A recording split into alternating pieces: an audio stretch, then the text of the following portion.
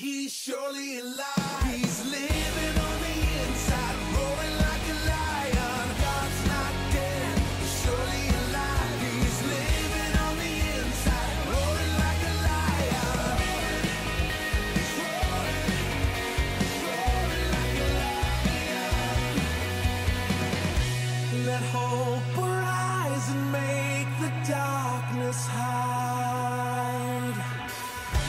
My faith is dead, I need a resurrection somehow. No, I'm lost in your freedom. And this world I'll overcome. My God's not dead, he's surely alive. He's living on the inside, roaring like a lion. God's not dead, he's surely alive. He's living on the inside, roaring like a lion.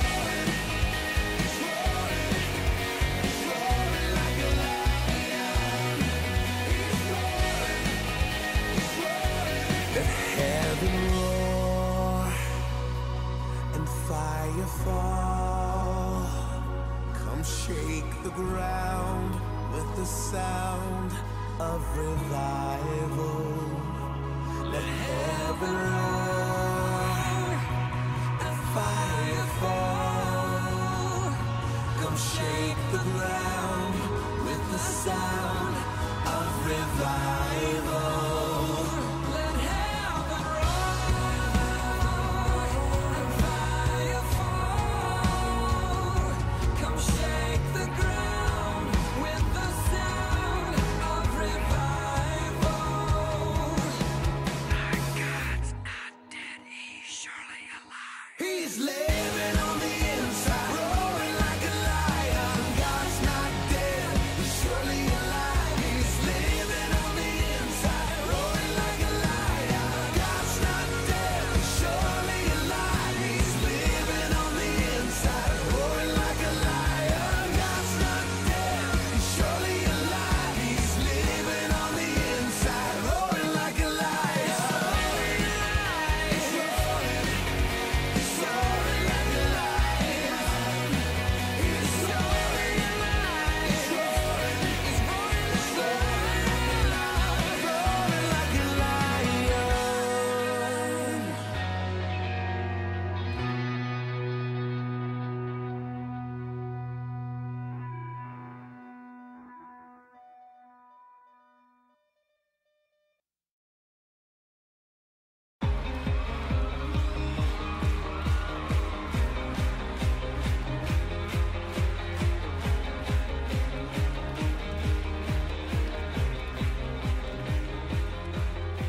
At break of day, in hope we rise, we speak your name.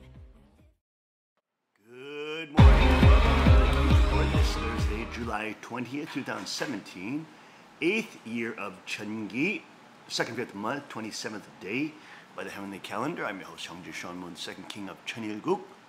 Let's go first to Tim, the agent elder, for our AccuWeather forecast. Tim. Good morning. It's 67 degrees and partly cloudy at Cheonilgung as we wait for the sun to rise in a little more than a half an hour. And if you look outside, you'll see that the moon is down to just a sliver, which makes sense because we're coming to the end of the holy calendar month. We'll be starting a new month on Sunday. Today, it's going to be another hot and humid day. We're going to get up to 92, and it's going to feel like it's 100. Oh, great. Fantastic. But a thunderstorm is coming through tonight, maybe a strong thunderstorm. Looks like maybe between 8 and 10 o'clock or something like that. And that will bring it down a little bit, so tomorrow won't be quite as hot, but still pretty warm. Oh, my Lord, have mercy. Well, another humid, hot and dewy. Now, everybody check this out. This is the new, we're testing this out. This is a TAC Patch King's Report. No, not King's Report, a Peacefully Pete Militia hat. And this has, of course, the TAC patch, so you can remove here the patch, as you can see here, and then just stick it on.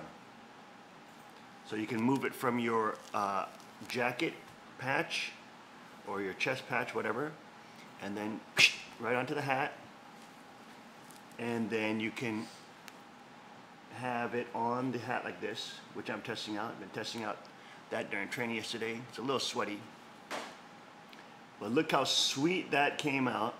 Very, very cool. There you go. It's the patch, the People Eat Peep Militia, PPPM, People Eat Peep Militia, and the digital camo. Now, we could probably get different colors here, but you can see there's another patch here, area here, and there's a name patch here. You put your name back here, or you know, something you can do, you know, other writing here. And we probably can get it in just plain Desert Coyote or olive green, but this is the digital. Zoom out and let them see it, the whole thing. Zoom out a little bit. Okay, there you go. Hey, look at that, right next to the Peace Militia King's Report mug. Sporting the colors. Hey, that looks pretty good. Zoom in on that. We got Young Pell on the camera today. Come on, zoom in more. There he goes. Good. All right, there you go. On the gold and the white. So you have enjoy your morning brew with the King's Report and the Peace Militia Kingdom logo right there. Crest, Kingdom Crest. All right, folks. Oh, let's go first with a brief update of the Tactical Training Center. Let's go to our pictures here. There's our yesterday. First time we started training with the Tactical Training Center here down here at the Chanigung Palace. And we didn't do any firearm stuff. We were just testing out the cardio implements. But we will start adding the firearms with no obviously bullets and stuff like that. Okay, there's Shimon doing some sledgehammer smashes. That's Queen behind him doing some smashing those metal chains. Here's a larger, zoom in on that. Here's a larger picture. Hey, there's Rio Tire tossing there in the left-hand side with sporting his ECU BJJ colors over there with Nary tossing them tires. There's Yuna holding a 50-pound bag and with sand in it, running around. There's Shimon in the back there. Point to them. Shimon in the back, sledgehammering over there. He's right behind Yuna. Put the cursor on him. There you go, so people can see. There's the Queen chain with the metal chains there, smashing it. There's Emo doing up the step-ups on the staircase. There's the King with the step-ins in the tires. Who else is out there? Also, there's Mickey with the shadow boxing area. So we had to do each minute, 1 minute circuit, 1 minute circuit, and then we had to switch to the next circuit. And then also you'll see that big tire. Hold on, go back. See that big tire? Go the big tire. See that big tire? In the left-hand corner right there. Zoom in on that huge tire. So the big tire is there on the left side. Touch that with the cursor. There we go. Big. We lift that up and push it over and flip it for some deadlifting. But basically it's more than deadlifting because it's a very awkward grip. And you have to work all these awkward shapes and sizes and stuff like that. But it engages all the stabilization muscles. And for the ninjas training yesterday, we are testing out that whole area. It worked out fantastic, didn't it? And as we'll have one section also where we maybe do paintball shooting. So that even though we're all tired like this, we still have to accurately move and paintball. Do we have paintball pistols? No, just rifles. Okay. So we'll practice what we got, and that way it will be our Tactical Training Center. Go on to the next picture. These are some close-up pictures that Gungi, my baby girl, took. This is a shadow boxing area. So we do 1 minute each. There's the Queen smashing those metal chains, which is quite tiring on the arms. Isn't that tiring? That thing is tiring. Go ahead, next picture. There's Shimon smashing. Nary's tossing tires up the hill. Go. And hands in. Everybody hands in. You can see zoom in on the King there. Can you zoom in?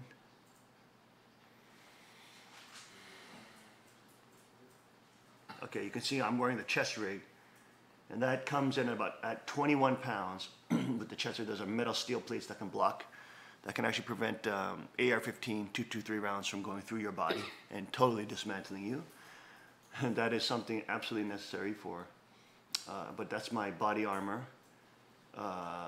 And you can see close, if you can see, there's a medikit, there's a trauma kit right on the body armor.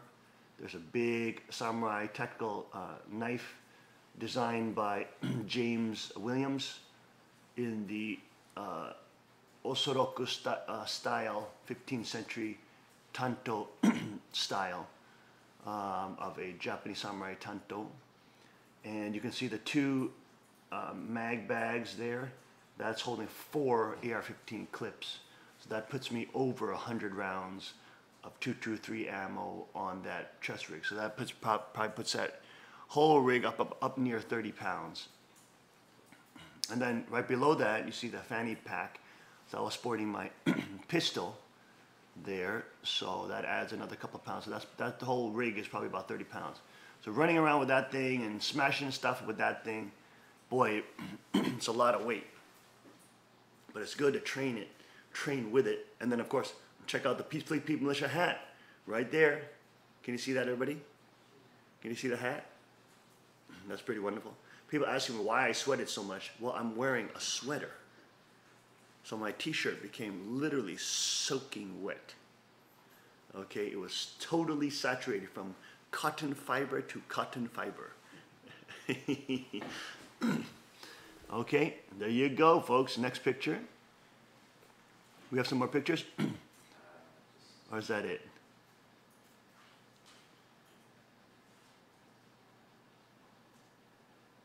Hey, there's Kingdom Come. We had a small group called all the 20-year-olds are on the DP road trip, but it was good. It was a good, because we had to test that whole area. It worked out fantastic, didn't it? Feeling a little bit sore from yesterday, but not too bad. We didn't take it super intense, you know what I'm saying? But it does tire your body out, doesn't it? It tires your body out. And if we have to shoot on top of that and maintain aim accuracy and all that kind of thing, then that will be a wonderful tactical training area place. Now, while the young people are doing this thing, adults, once we have the class open, training open, then the adults can come in and just practice their forms of drawing their sidearm and things like that. Okay, so that will be a nice training area now for the palace. And now that unused space is now being tremendously utilized. It's becoming a great outdoor training area, isn't it? Very nice area. Alrighty, folks, that is the wonderful update. Now on the pond, our filter is being built now. Well, it's being put together, but it's not done yet. You guys, you were helping, right? You were helping a little bit on the assembly of that. So we have to hurry up and get that filter into the pond. I think Erlen's having a little trouble with putting it together, but hopefully it gets put together. What are you guys missing there? You're missing a 3-inch pipe or something like that? Yeah, just piping to run the water back into the pond. Okay. Are you going to be doing that today? You going to work on that? I work. Oh, you got it. Okay. All right, so hopefully that is done today, and we can get that filter banging out the poopy from the pond. Alrighty, folks, that is your morning Hundoke update of the Cheonilgung Palace Training Center and all that. Let's now go to our Rima. The Spirit of God leads me to Mark 6 and 14. John the Baptist is beheaded. Now King Herod heard of him, for his name was well known. And he said, John the Baptist is risen from the dead, and therefore these powers are at work in him. Others said it is Elijah, and others said it is a prophet or like one of the prophets. When Herod heard, he said, this is John whom I beheaded. He has been raised from the dead. For Herod himself had sent and laid hold of John and bound him in prison for the sake of Herodias, his brother Philip's wife. For he had married her. Because John had said to Herod, it is not lawful for you to have your brother's wife. You see that? He wanted to bang his brother's wife.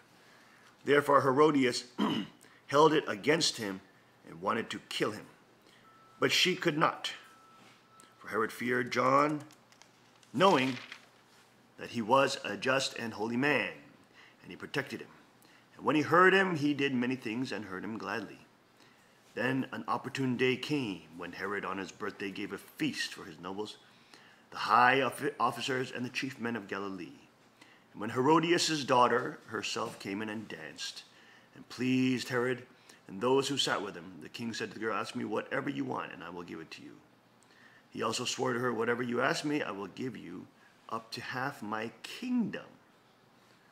This guy's a nutbag. So she went out and said to her mother, "What shall I ask?" And she said, "The head of John the Baptist." Immediately she came in with haste to the king and saying, "I want you to give me at once the head of John the Baptist on a platter." The king was exceedingly sorry. Yet because of the oaths and because of those who sat with him, he did not want to refuse her. Immediately the king sent an executioner and commanded his head to be brought.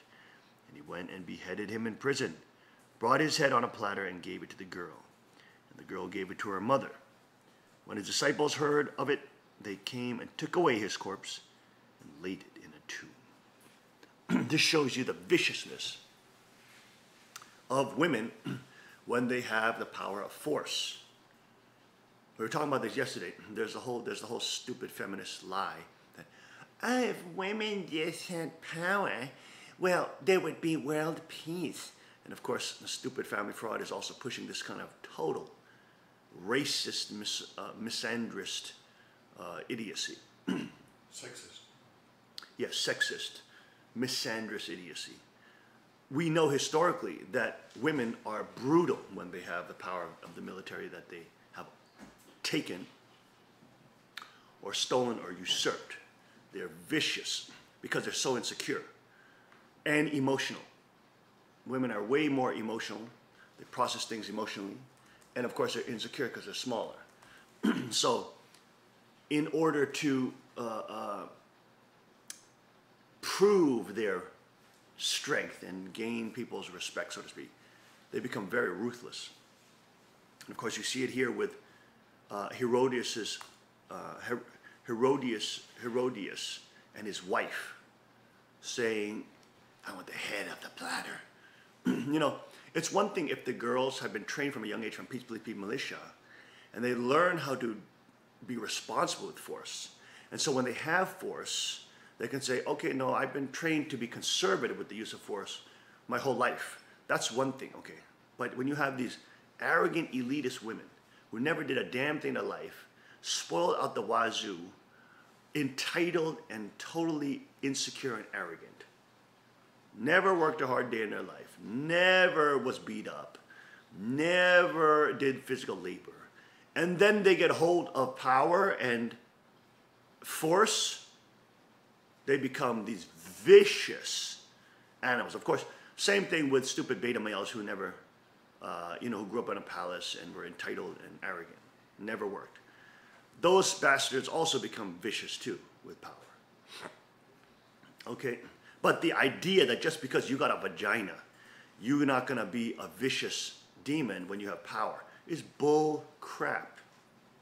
Bull crap.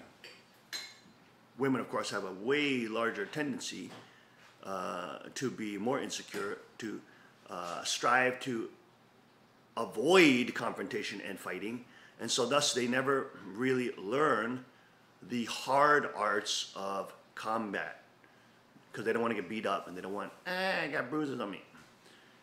This is why the Peace Believe People militia and the Queen is sporting the Peace Believe People militia hat on today. She's looking very cute with her Peace Believe People militia digital hat. Come on over here, Amma.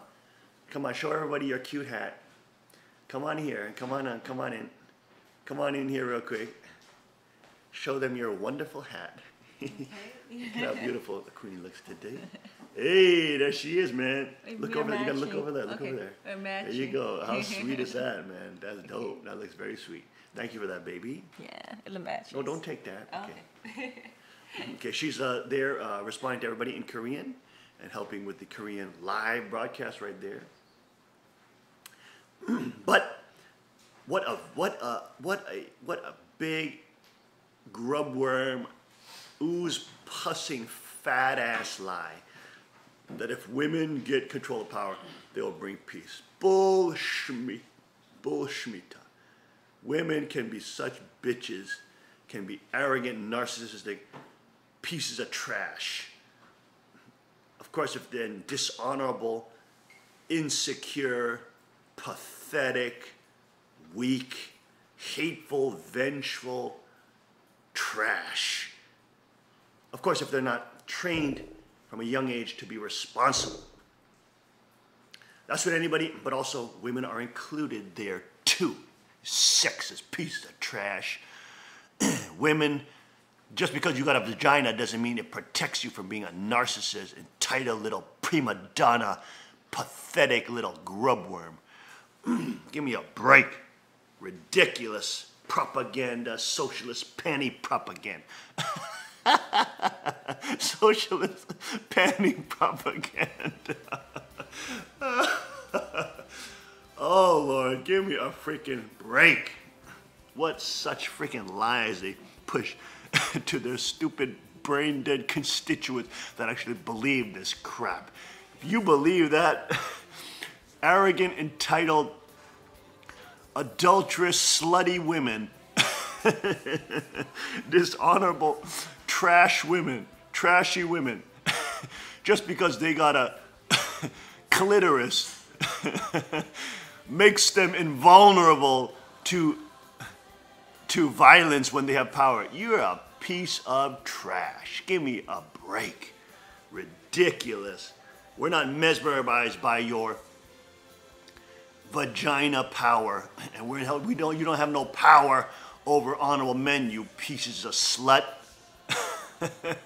You can't state stupid things and have honorable men say, "Oh, I guess so. Please give me your clitoris." You stupid idiots. You're dirty and trashy and slutty, and you'll be called out for it, you pieces of junk. Give me a freaking break. We can see the nastiness of women and the hatefulness and vengefulness of slutty, arrogant women who wanted to sleep with a King Herod, and just because he couldn't bang her, she had a freaking vendetta and said, I want John the Baptist's head on a platter. This is ridiculous. That's what you get.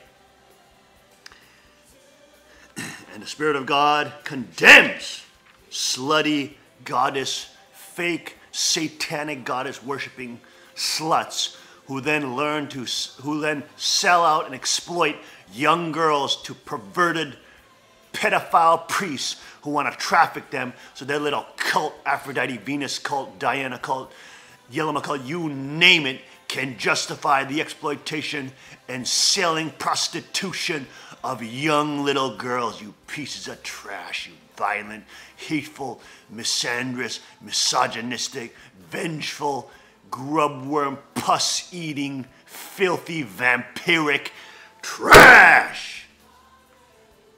You are condemned before God, and you will be judged mercilessly by the ancestors that will tear you to flesh, tear your flesh apart, throw you into the pit of hell and roast you like a frickin' barbecue, you pieces of ash. Give me a break. The Spirit of God rails against you, and you will be punished. We'll be right back after this short break.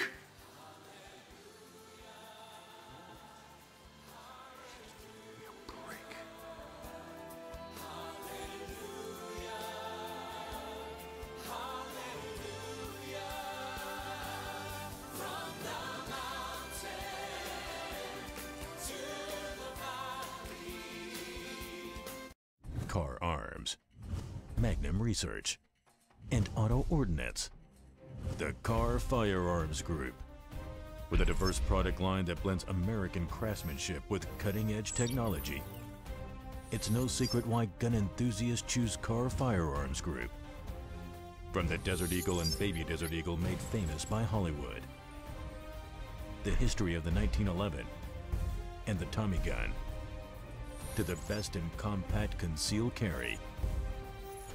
Carr Firearms Group is not only the first name in personal defense, it's a name that has earned the respect of gun enthusiasts around the world. Concealment, innovative technology, value, accuracy, and history. Carr Firearms Group. Made in the USA. Visit carr.com today.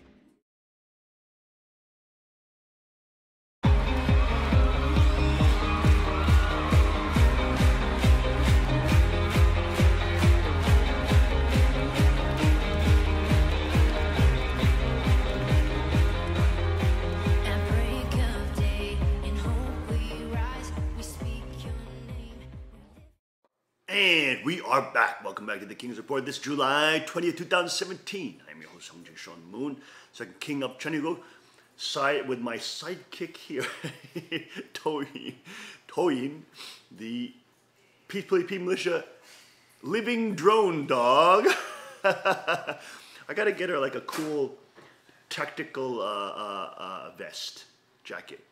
You know they sell that. You know that with the tactical vest. It's made out of mil-spec Cordura with MOLLE strapping, so you can actually put like a first aid kit, or you can put a little tactical stuff on her back. How cute would that be? That would be so cute. Here, guys, get a picture of the tactical dog vest. Tactical dog vest for those who are in the tactical community. Oh my gosh. Anyways, just ridiculous. Let's show this absolutely hilarious video of Alex Jones Rants as an indie folk song one more time, because this is just so, I need a good laugh in the morning. This is just so unbelievably hilarious. Let's take a look at this. Paradigm of absolute control. And that's why we're just out here doing simple things, pointing out that we're meant to be in nature and be natural. And this is where we find the source that God made to transcend the New World Order. And that's why they want to try to keep us out of it. I'm angry. I've had enough of these people. They're a bunch of Christian murder scum. They're on giant death factories keeping babies alive. Selling their body parts. What more do you need to know about these people? I go out and face these scum. They literally crawl out from under rocks. They have green looking skin and they run around screaming, we love Satan, we wanna eat babies. I have them on video. Hillary's in the creepy weird sick stuff, man. She sleeps in the same room with that creepy weird woman whose mother wears a hood over her head. Woman number one is ugly. Imagine how bad she smells, man. This is so well done. This is so well done. Obama and Hillary both smell like soap. Alex is freaking awesome, man. This guy, Alex, he's a true Christian. He is a...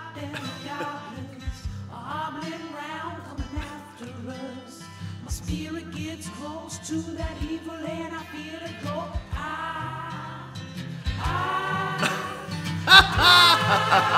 We're such self-centered crap. We don't even notice and it's rising up against us. Look at his hair fluffing around. People of the very worst type, and I'm so pissed. Gonna stab your daughter at the mall. Gonna stab your wife, your son. Those were articles he was covering. They're gonna produce one with the actual article. Gonna stab you with a butcher knife, and then the police chief is gonna say, we love our Somalis, we love our Muslims. Oh, they're so good. Oh, they're so sweet. I was watching Fox News as I worked out this morning. Wasn't that nice? Oh my lord, that is so freaking hilarious. That is so hilarious. Let's look at the Alex Jones Gay Frogs remix. Putting chemicals in the water that turn the friggin' frogs gay. Do you understand that? Turn the friggin' frogs gay. Frogs friggin' frogs, man. It's not funny. I'm gonna say it real slow for you. Gay frogs.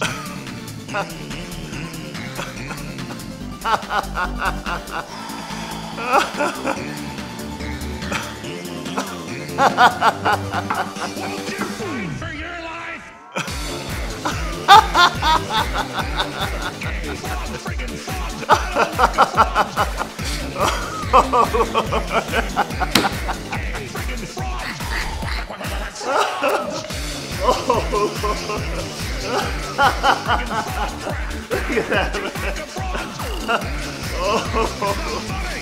Oh my God. Real slow for you. That is so freaking.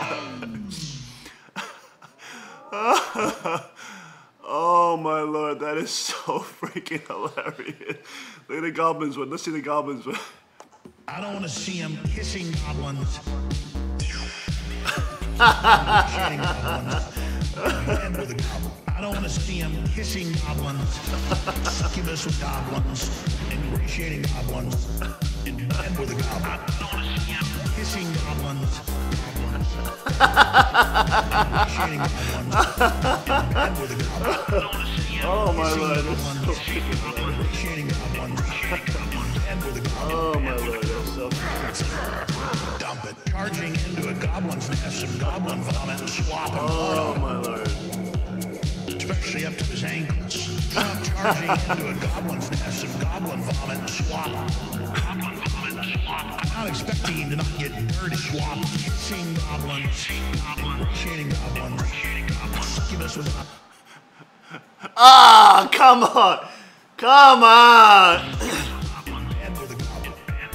Kissing goblins, ingratiating goblins.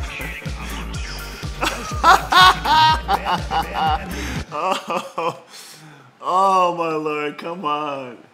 That is so freaking hilarious. All right, enough of that. Enough of that. We had our good morning laugh. Oh my goodness, that is so hilarious. Oh my gosh, that is so funny. Oh my Lord, that's, we gotta have the young people do a clip with the king, the second king of Chaniguk, doing a funny rant like this. Oh my Lord, we gotta get, hey, let's, one of you young people who are watching, let's make a funny meme. Hey, there we go, check it out. Check the doggy vest. That is a tactical doggy vest. Hey, that's in cool, what is that? What kind of cam pattern? That is the multi-cam. Hey, that's pretty sweet, man. Let's get one of those, you can actually pick up the dog with that thing. Look at that. How cute would that be? How cute would the PPPM Tori look with a cute little Molly dog vest on the King's Report. Look at her sporting the Peace Please Pete Militia logo right now and the hat. Look at, she's wearing the hat around. Can everybody see that? Go and get her in frame with the cat. There you go. She's wearing the hat as she's sleeping there. Oh my Lord, that is so hilarious. That is ridiculously hilarious. Oh my gosh, that's so funny. Go back to that Super Deluxe Alex Jones rant. Hey Rio, pull up the Super Deluxe Alex Jones rant. That is so funny with the indie song. Yeah, we love our Somalis. We love our Muslims. Oh, they're so good. Oh, they're so sweet. Oh my gosh. That is so unbelievably hilarious. Did you get that?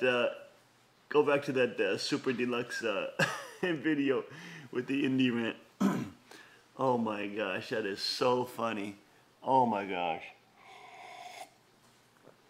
Everybody needs a good laugh once in a while. Do we have that tech team or no? Go ahead, play that video.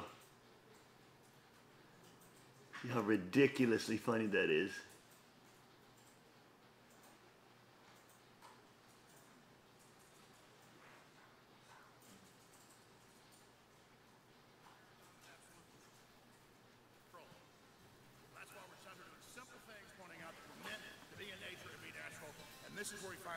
Alex Jones, he's playing a tremendous role on macrocosm, fighting the Satanists.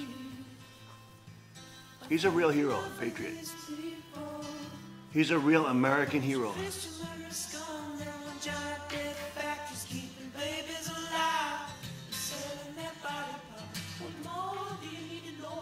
He really stands for truth. He's been out there calling out the politicians for like the last 25 years. Him working with a lot of the alternative news people that produced that 9/11 video that was breakthrough, woke up tons of young people. And now, what is it, in Germany or something? There's a statistic, in Germany over half of the people know that 9/11 was an inside job. All that info is coming out more and more. Trump has, of course, exposed that further. But he was one of the first that was out there exposing 9/11. And of course, a true libertarian, really standing up with Ron Paul, for example. Ron Paul, of course, another American hero, a worldwide hero for sovereignty and decency and freedom, responsibility. And all the socialist, feminist scum dregs love to make fun of Alex Jones, but that's because he actually speaks the truth and he actually tells the reality of the demons. And he's real. He really hates these evil, demonic Satanists.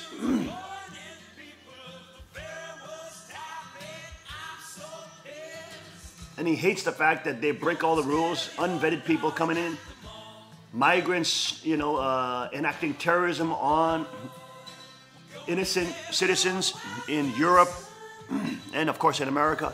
Less in America, but now more in Europe. That's one of the top news on InfoWars. Let's go to that, as that's playing.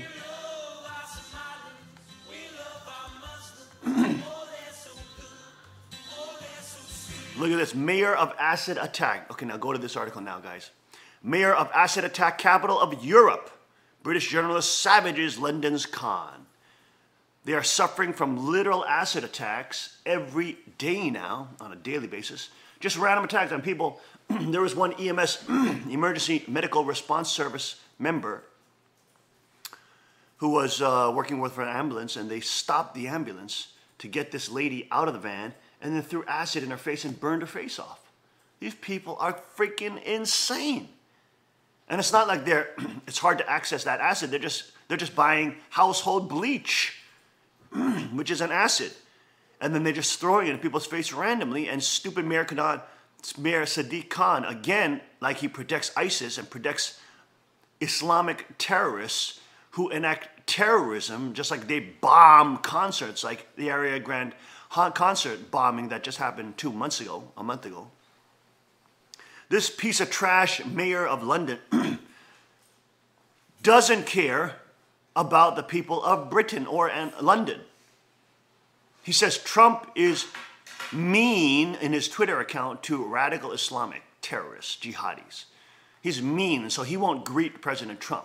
Meanwhile, this guy savages and ravages British citizens every freaking day, lecturing them after their children have been blown to pieces from a bomb at an Ariana Grande concert, that they shouldn't be Islamophobic. And after people are getting randomly attacked by acid attacks in their face, thrown in their faces, by Islamic jihadi terrorists laughing their way out to the bank and to go rape some girls because they get put off the hook, let off the hook with it, because stupid ISIS jihadi protector Sadiq Khan protects these racist, misogynistic, medieval terrorist jihadis from enacting their entertainment, which is raping women, innocent women, and throwing acid in your face. This is freaking ridiculous. And prominent British journalist, you better be careful, Katie Hopkins, unloaded on London Mayor Sadiq Khan in a series of tweets condemning the Muslim leftists for presiding over an explosive rise in jihad-like violence and terrorism in one of the world's most important cities. Sadiq Khan, mayor of acid attack capital of Europe and knife crime capital of Britain, get a selfie with the fact tweet. She wrote, likely in reference to Khan's penchant for selfies and similar photos used to promote his radical globalist Islamic agenda. You utter cunt. Acid attacks surge on your watch, plus knife crime, plus terror. We call on you to sort it.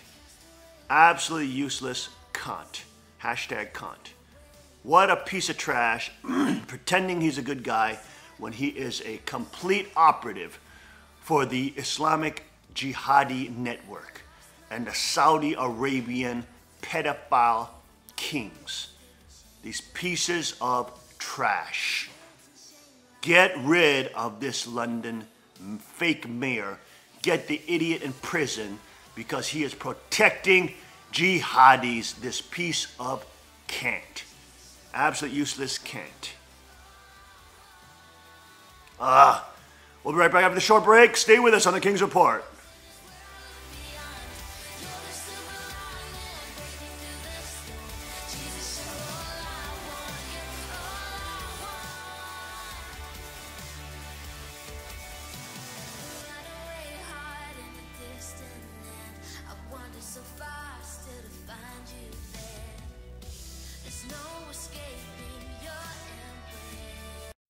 Car Arms, Magnum Research, and Auto Ordnance.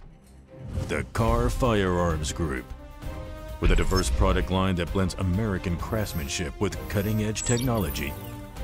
It's no secret why gun enthusiasts choose Car Firearms Group. From the Desert Eagle and Baby Desert Eagle made famous by Hollywood. The history of the 1911 and the Tommy gun. To the best in compact concealed carry. Car Firearms Group is not only the first name in personal defense, it's a name that has earned the respect of gun enthusiasts around the world. Concealment, innovative technology, value, accuracy, and history. Car Firearms Group. Made in the USA. Visit car.com today.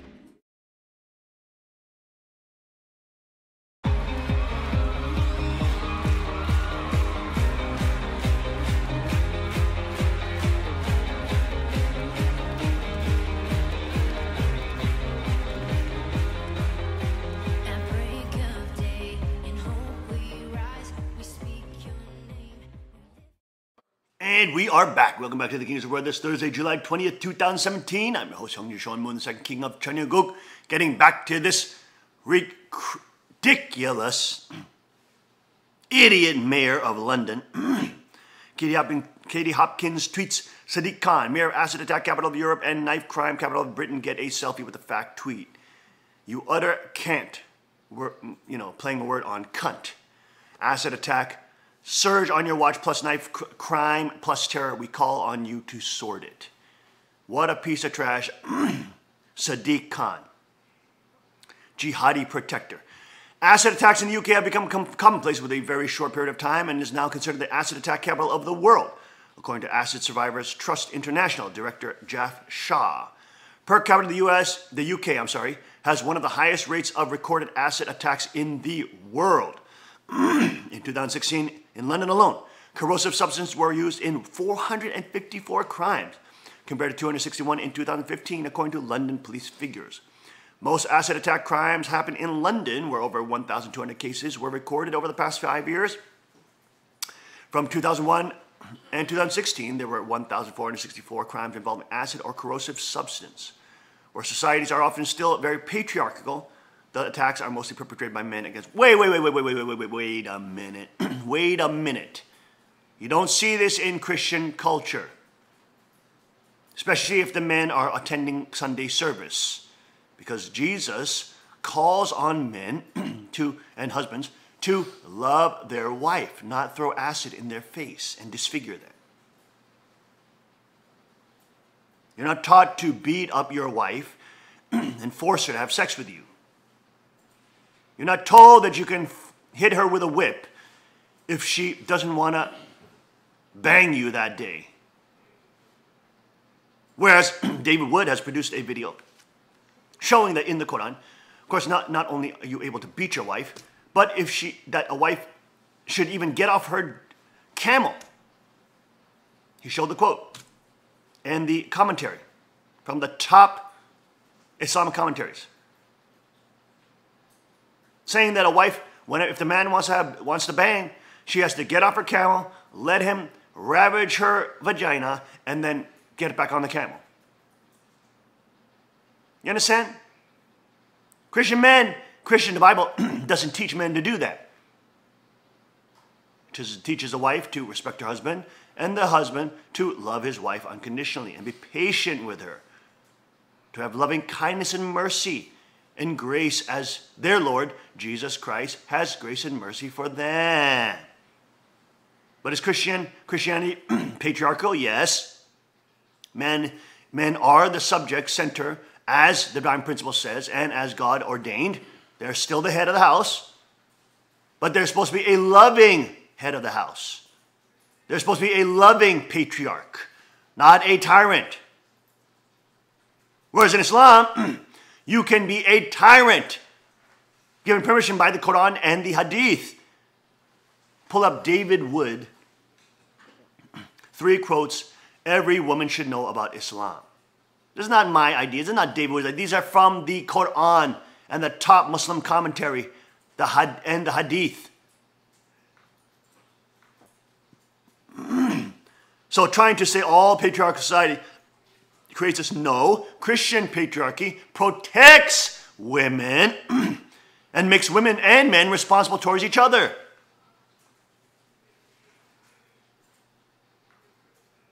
There are different types of patriarchy. There are different types of men. There are protective, honorable men, and there are piece of trash, tyrant men. Just like there are honorable women and piece of trash, slut, adulteress, whore women. You can't just lump all patriarchal society together because Islam and Christianity are completely opposite. And yes, women have more freedom under the patriarchy of Christianity. New study, Gallup poll that came out saying religious Christians are actually more tolerant than atheists. Isn't that interesting, Tim? Mm-hmm.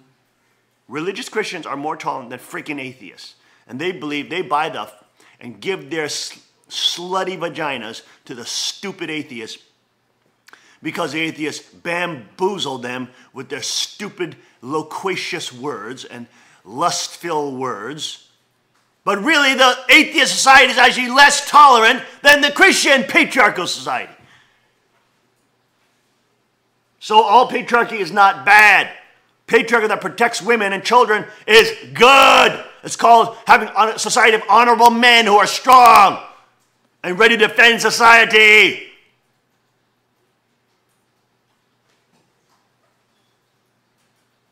There is evil patriarchy, yes, like Islam.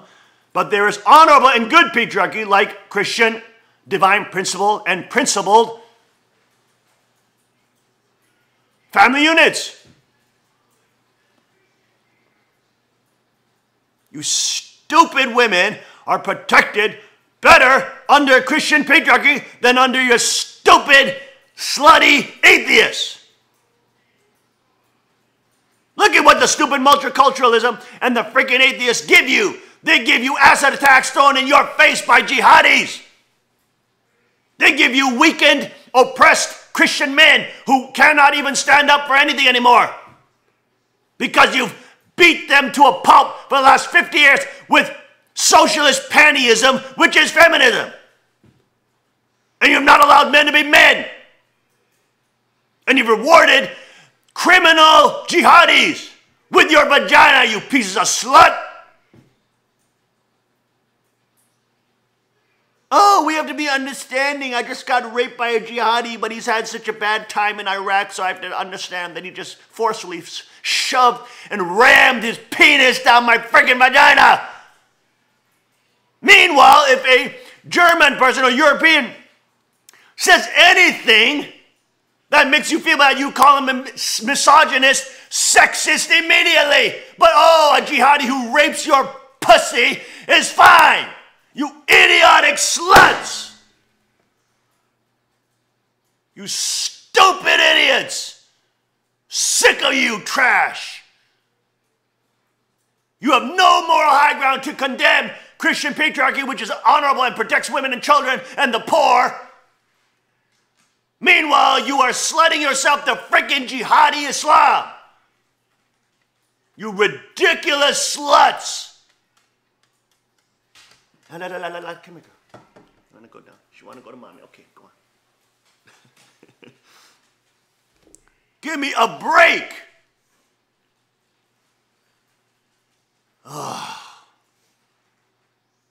Such ridiculousness. Where societies often say, no, no, no, no. It's not happening in Christian countries.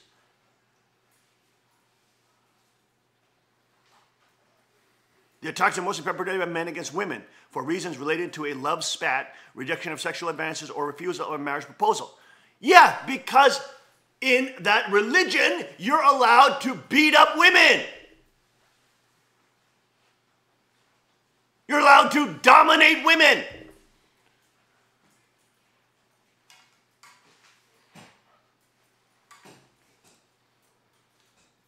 You're allowed to force your sex upon them. I mean, think how think how terrible that society, that kind of civilization would be. It's a hell on earth for women. Yet you have these socialists in panties, stupid commies who are prancing around as fake feminists, who don't even defend conservative women, don't even defend women who are raped by jihadis, say nothing about the misogyny of Saudi Arabia arresting a girl in a miniskirt, or in a skirt, not even a miniskirt.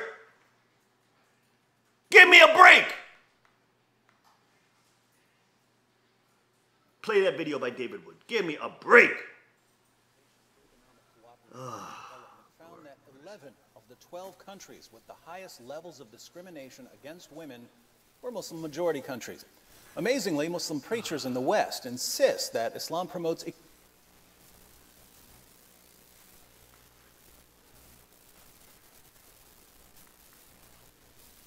A 2009 study by the Organization for Economic Cooperation and Development found that 11 of the 12 countries with the highest levels of discrimination against women were Muslim majority countries. 11 of 12! Preachers in the West insist that Islam promotes equality and women's rights. Some even declare that Muhammad was a feminist, perhaps the greatest feminist who ever lived. Why do these preachers spout such shameless nonsense? They preach it because they know that there's a general atmosphere of ignorance about Islam and that they can say whatever they want since there's no one to correct them. I suggest that the first step on the path to reducing the gender gap in Muslim countries is an informed population of free people who will not fall for false claims about Islam and who can therefore draw attention to the real source of the problem. With this in mind, I present 3 Quran verses every woman should know.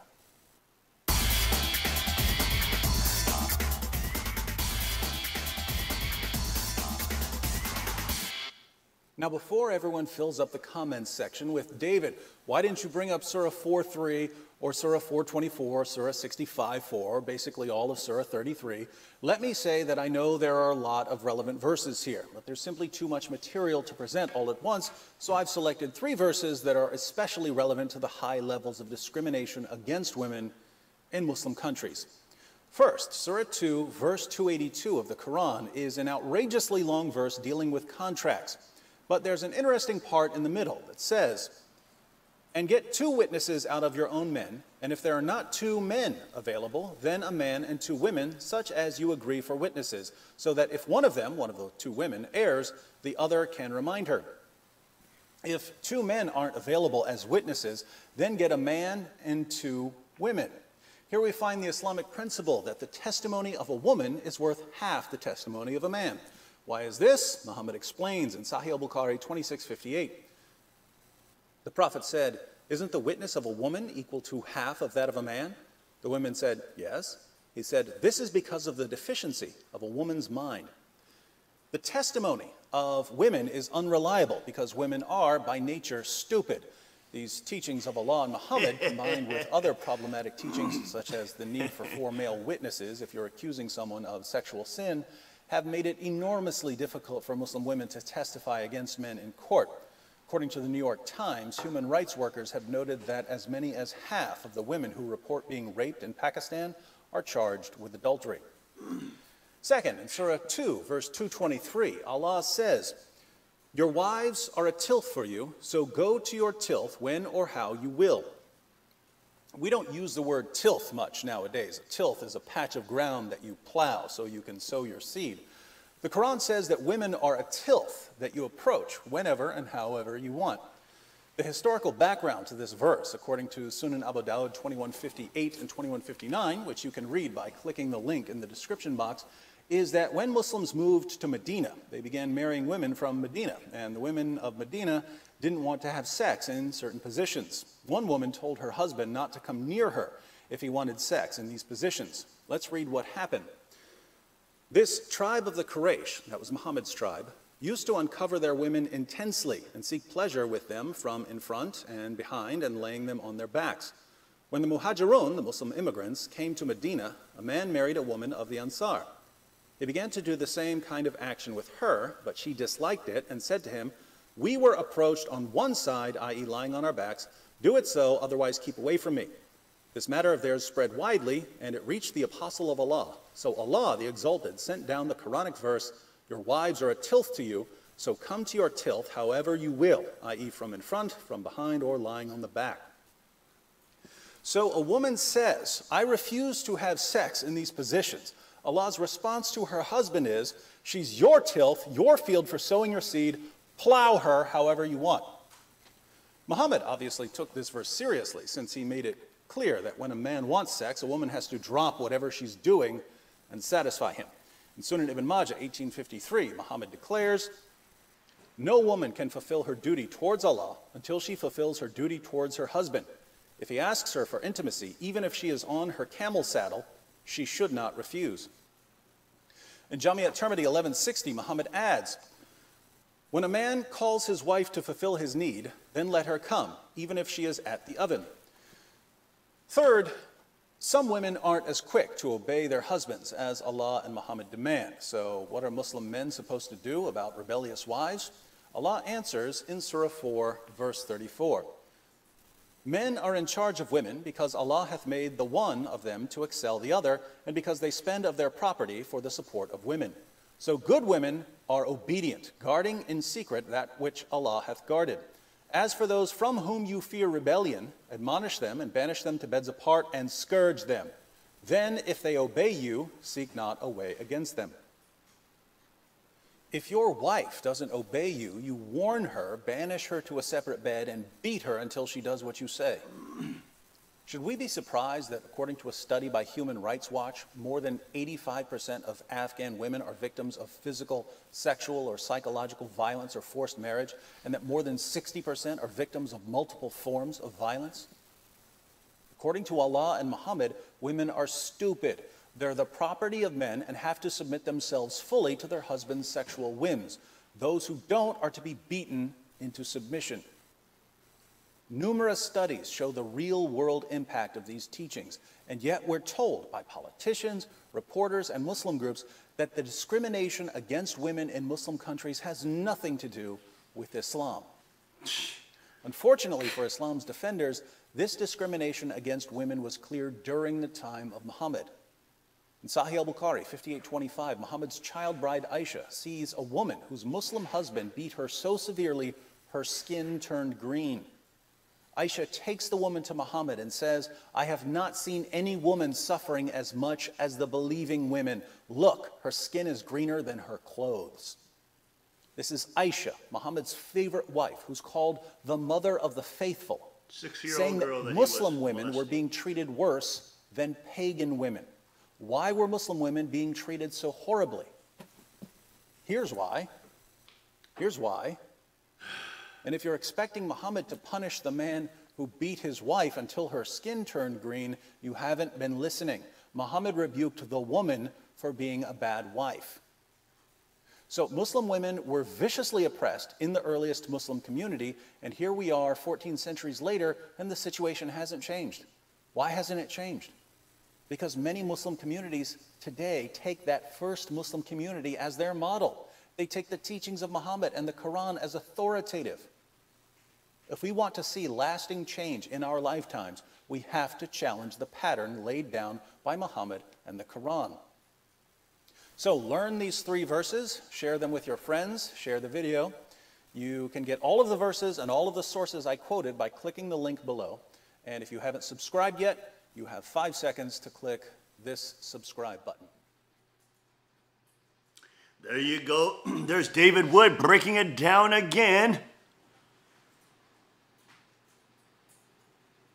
As now, look at this, look at this, look at this, ridiculous. Look at this beautiful young girl. She looks, you know, Muslim or you know, of Arabian descent.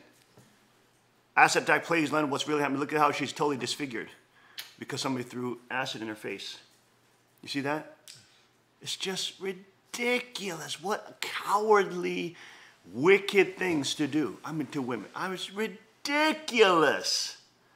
It's ridiculous. And this is what they get when you adopt multiculturalism and societal relativism and stupid secularism and atheism. You get nobody that protects you because they let them pour in from these radical, oppressive, misogynistic countries who are incompatible and do not assimilate with Western free, open society culture, which is from the Christian nature of tolerance and recognition of free will. They don't just kill somebody because they don't agree with you. You have to actually present evidence for their wickedness. You have to practice forbearance and patience. You have to love your enemies and pray for them. Obviously, you don't pray for them to do evil. You pray for them to turn towards God and Christ and accept Jesus into their life. Give me a break. It's sanctuarians that pray the most for the Han Mother, that she repents of her sin and she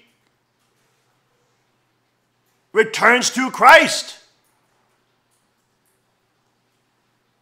It's the family frauders who wish for her to hurry up and die so they can steal all the money that they think remains there when all they have is debt and liability. Give me a break.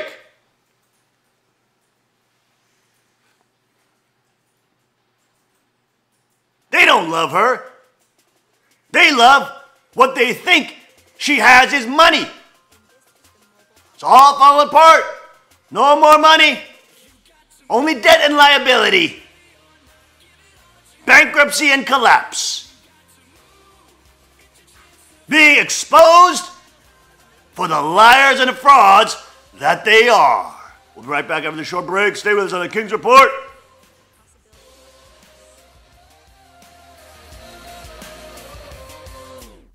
Somewhere deep inside, our voice is dying to be heard. You got a spark inside your heart, go on and let it burn. You've been living in slow motion. Not a power on the earth can stand against you. Every army up in heaven fighting with you. Don't let your fear keep you frozen. You got to move. If you're ready or not, give it all that you got. Turn it up now, you got to move. It's your chance to fly with your head held high. Right about now, you got to move. Don't let this moment pass you by. This is your time, you got to move. If you're ready or not, give it all that you got. Turn it up now, you got to move.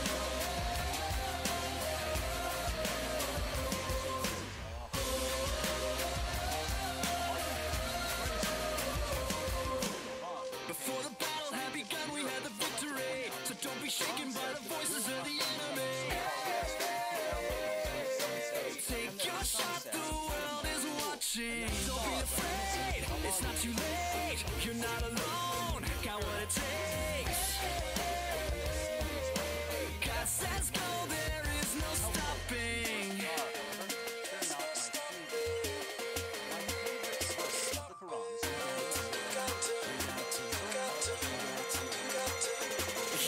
to move. If you're ready or not, give it all that you got. Turn it up now, you got to move.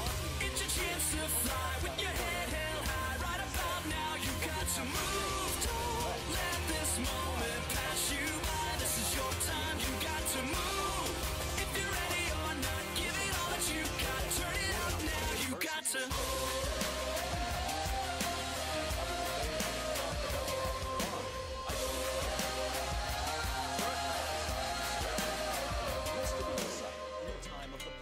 With 200 verses. But when Uthman wrote out the codices, he was unable to procure more of it than there is. Surah 33 in today's Quran only has 73 verses, but it originally had 60. That's a lot of verses.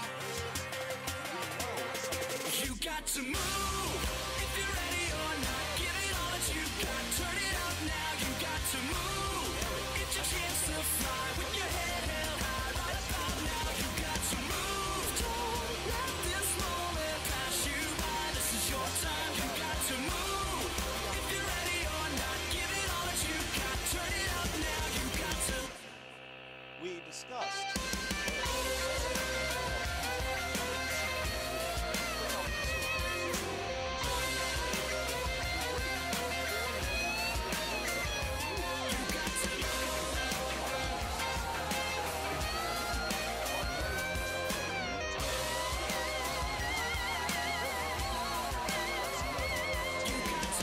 So that he'll feel like her son and won't be tempted to have sex with her. So according to Allah, the proper Islamic way for women to avoid sexually arousing men is to put their breasts in the men's mouths this many times. Fortunately, you got to move. If you're ready or not, give it all that you got. Turn it up now, you got to move. It's your chance to fly with your head held high. Right about now, you got to.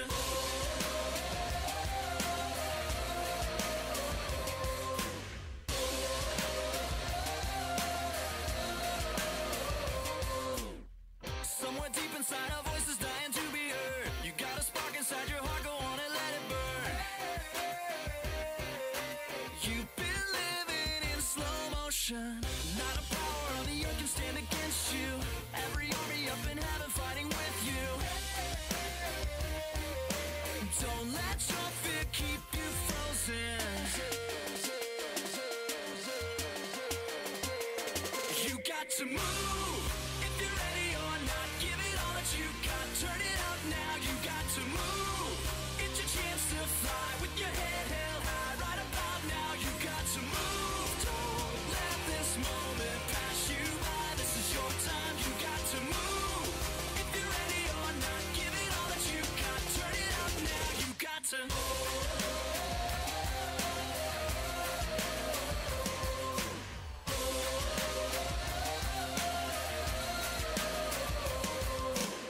Before the battle had begun, we had the victory. So don't be shaken by the voices of the enemy. Take your shot, the world is watching. Don't be afraid, it's not too late. You're not alone, got what it takes. God says go, there is no stopping.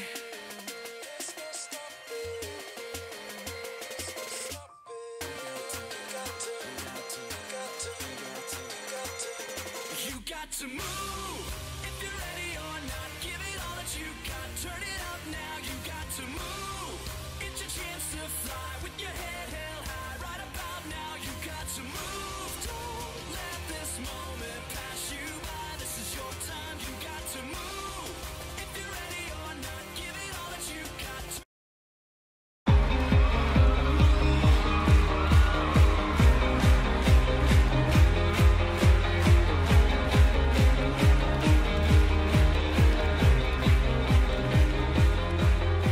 At break of day, in hope we rise, we speak your name.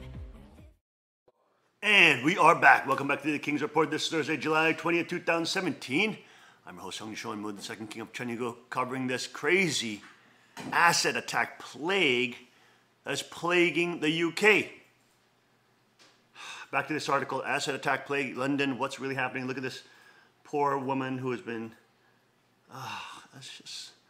that's so despicable. I mean, it's absolutely demonic. That's so unbelievably evil. You know, because this girl, whatever her situation, these idiots came and just acid her face. God. Paul Joseph Watson explained on yesterday's broadcast on the Alex Jones radio show that the clear majority of these attacks are taking place in Newham and Tower Hamlets. Two boroughs of London that, surprise, surprise, are Muslim ghettos.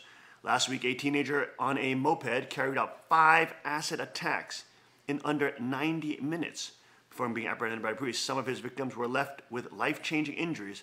One man's likely to lose sight in one of his eyes.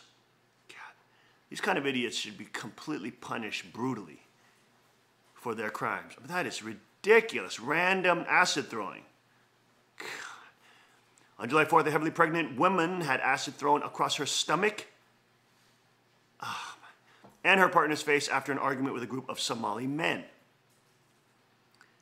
Katie Hopkins has been outspoken in the wake of Islamic terrorism in the UK and London under Khan's watch, making her a target for his Metropolitan Police, who opened an investigation into her social media commentary after she was reported to the agency by a thought crime snitch. Police have already opened one investigation into Mail Online columnist Katie Hopkins after she said Western men need to demand action in response to the terrorist nail bomb attack, which targeted children leaving an Ariana Grande concert. Reported InfoWars Kit Daniel. It's mind-blowing that London police will spend manpower censoring free speech on Twitter while children are being targeted in terrorist attacks, but this isn't accidental. You committed £1.7 million over 2 years to police my Twitter feed, son. Your priorities are yourself and your religion. Hopkins addressed this matter in another recent tweet directed at Khan, saying you committed $1.7 million over 2 years to police my Twitter feed, son. Your priorities are yourself and your religion. Jeez. And here he is complaining about Trump being a misogynist and being Islamophobic when he is the one protecting jihadis, putting British citizens at risk, and protecting these freaking jihadis. Get rid of this trash bag! You idiotic Brits! You stupid Londonites! Get rid of this trash! Trying to pretend that you aren't racist for voting for a crazy liberal, lunatic, leftist jihadi. This makes me sick to cover this kind of crap every day. Ridiculous! Oh, Lord. It's so ridiculous. My computer is shutting it down. Golly, give me a break. All right, my computer is shutting down. Probably has too many articles brought up. Tim, let's go to one of your articles. Can you pull up one of the articles that you want to cover? Actually, let's go to Team Elder. I've been looking at the John McCain situation this morning. Lord mercy. John McCain, of course, was diagnosed with an aggressive form of brain cancer. He's had an operation and he's resting at home right now. But he's going to need further treatment probably. He says he's not going to retire, but at least for now, he's telling his friend in the Senate that he's not going to retire. He should retire. But if he does, who's going to replace him? He should stop making wars for the United States, killing our young people. If he does, who's going to replace him? And in Arizona, the law says that the governor will choose the replacement, but he has to choose from the same party as the retiring senator. Well, that's not a problem because in this case, the Republican himself is a Republican, so of course he's going to choose a Republican, and McCain is also a Republican. So the replacement will be a Republican. And one candidate that's being discussed that is a woman, a former doctor named Kelly Ward, who ran against McCain in the Republican primary last year and was easily defeated by McCain, but still ran a pretty respectable campaign. And I've been looking at her, Kelly Ward, and it looks like she might be a good replacement, a change for the better. She has a 92% NRA rating. And on abortion, she believes that the government should just stay out of abortion altogether. She claims her supporter says that she's a former state senator, and she claims that she has a pro-life record in the state Senate. Some Republicans say that she's not pro-life enough, but she's seems to me at least that she would be a positive change rather than a negative change if the governor were to appoint her. But it's up to governor the governor can basically appoint any Republican that he wants. So we'll have to see who we report. But there seems to be something to pray for that will be a good change for Arizona and for the Senate. In the meantime, if John McCain is not able to make certain key votes, then the Republicans will be down to 51 to 48. And that means that since there's an odd number, there won't be a tie, and Vice President Pence will not have a chance to vote. So that may make it more difficult for President Trump. Well, they keep on delaying certainly Obamacare, repealing it, and they keep on trying to get us into more and more wars. John McCain being notorious for meeting ISIS and calling them good guys. So at least that's not going to happen. That's not going to happen again in the near future, I think. Well, thank goodness. Thank goodness. He's the time of judgment is here. In other news, O.J. Simpson's hearing revisits an old obsession for TV. O.J. Simpson's parole hearing at a Nevada prison as he seeks freedom after spending more than 80 years locked up for armed robbery and assault. CBS said it will live stream the hearing on CBS and digital news affiliates. Simpson's trial in California for the 1994 murders of his wife, Nicole Brown Simpson, and her friend Ronald Goldman was a television obsession more than 2 days ago. Former football star was acquitted, but has been in prison for trying to steal sports collectibles. Interest Simpson was revived last year with ESPN's documentary O.J. Made in America and the FX miniseries The People versus O.J. Simpson. Alex Jones was talking about this the other day on InfoWars, saying it's ridiculous that O.J. Simpson is getting his parole denied because, quote, they found him having he stole a piece of donut or something, donut from the mess hall. And he was punished, saying that, oh, well, you were bad, you had a donut, an unauthorized donut from the mess hall. And another article is saying that he was jacking off, he was masturbating, and a female corrections officer found him jacking off in his room. And so they're thinking about extending his time in prison for that. Meanwhile, Denner Hastert, the actual man who bought, exploited, raped children, he's like in prison for 5 counts of pedophilia or something like that. But then he was let off the hook in almost all the cases, and he got a just simple slap on the wrist. He got in prison for something else, like tax fraud or something like that. Because the elites were protecting him, the Washington elites, who are all in those pedophile rings, were protecting him. And he was actually brought to court as a pedophile, but got off the hook, and then they gave him some slap on the wrist as some kind of tax fraud, thing. This is ridiculous. It's ridiculous. Those bastards who are actually raping children get off the hook in Washington because they're all freaking in those pedophile rings. Washington needs to be completely fired. It needs to be removed from this republic. The people need to fire all of Washington. They're pieces of pedophile trash. It's ridiculous, protecting one another. That's all they do. Citing recusal, Trump says he wouldn't have hired Sessions. The New York Times, it's not as bad as they make it sound. He just said he didn't know that Sessions would recuse himself. Postal Service broke law in pushing time off for workers to campaign for Clinton. Look at that. The Postal Service broke the law in pushing time off for workers to campaign for Hillary Clinton. They let them take time off to go out and do communist activity for Hillary Clinton. This is your postal service. They are such ridiculous idiots. Postal service, by the way, which Amazon is trying to take over and become the U.S. Postal Service for you. Thank God, Sanctuary now with Greg, Noel, and all our things that we have to get for the church, he is now ordering everything on eBay, or almost everything. Radically cutting off the purchase from Amazon as they try to monopolize and kill off any e-commerce that exists, or even real commerce as well. And Tim made a great point.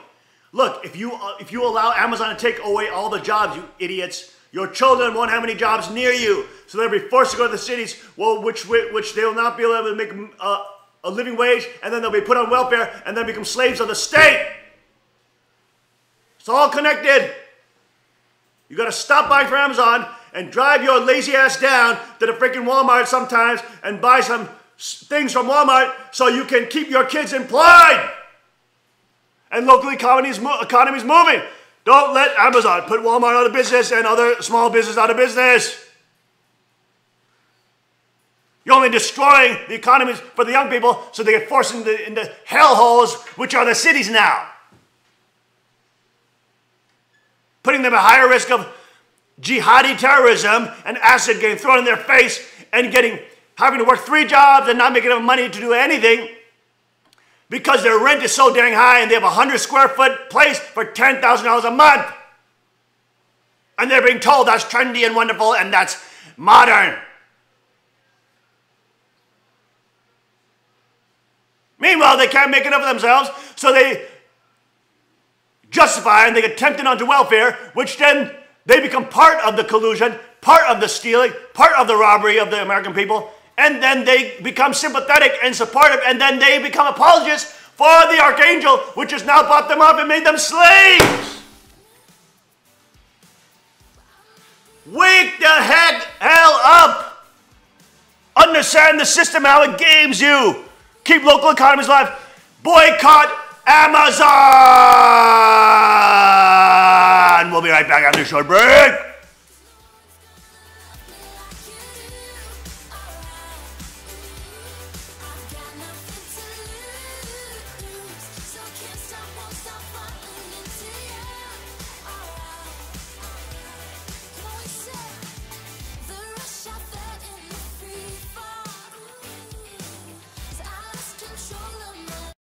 Car Arms, Magnum Research, and Auto Ordnance. The Car Firearms Group. With a diverse product line that blends American craftsmanship with cutting-edge technology. It's no secret why gun enthusiasts choose Car Firearms Group. From the Desert Eagle and Baby Desert Eagle made famous by Hollywood. The history of the 1911 and the Tommy gun. To the best in compact concealed carry. Car Firearms Group is not only the first name in personal defense, it's a name that has earned the respect of gun enthusiasts around the world. Concealment, innovative technology, value, accuracy, and history. Car Firearms Group. Made in the USA. Visit car.com today.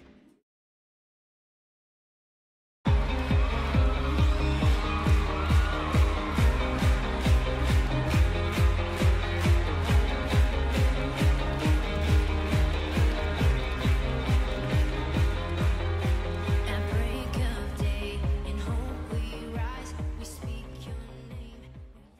And we are back. Welcome back to the report this Thursday, July 20th, 2017. I'm your host, Hong Sean Moon, the second king of Cheongguk. Getting back to the craziness of the political Satanists moving all over the world. In Toronto, a man builds park stairs for $550, which is a great thing, irking the city after a $65,000 estimate. Ridiculous. A Toronto man who spent $550 building a set of stairs in his community park says he has no regrets, despite the city's insistence that he should have waited for a $65,000 city project to handle the problem. The city is now threatening to tear down the stairs because they were not built to regulation standards. They'll spend another $65,000 tearing down the stairs. These pieces of trash! Can you not see how the Archangel is raping you, you idiots, you stupid idiots? You stupid cult idiots! They are thieving robbers robbing your pockets, you stupid idiots! Give me a break! Retired mechanic Adi Astle says he took it upon himself to build the stairs after several neighbors fell down the steep path to a community garden in Tom Riley Park in Etobicoke, Ontario. Astle says his neighbors chipped in on the project, which only ended up costing $550. A far cry from the $65,000 to $150,000 price tag the city had estimated for the job. When government does it, it always is more expensive and crappier. Oh, and they always tell you that the free market and that free people would not do good things because they only do good things, right? This guy got sick of people falling down this stupid path, and so he just built the thing for $550 with the help of the community. I thought they were talking about an escalator, he said on CTV News channel. Astle said he hired a homeless person to help him and build eight steps in a matter of 8 steps for $150,000 freaking dollars. That's $150,000 that people could have spent on their own property or for their children or their grandma, whatever. It's ridiculous. These freaking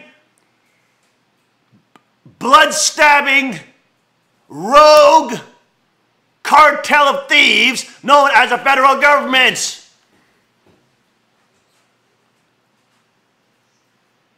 Ridiculous. 8 steps. 8 steps.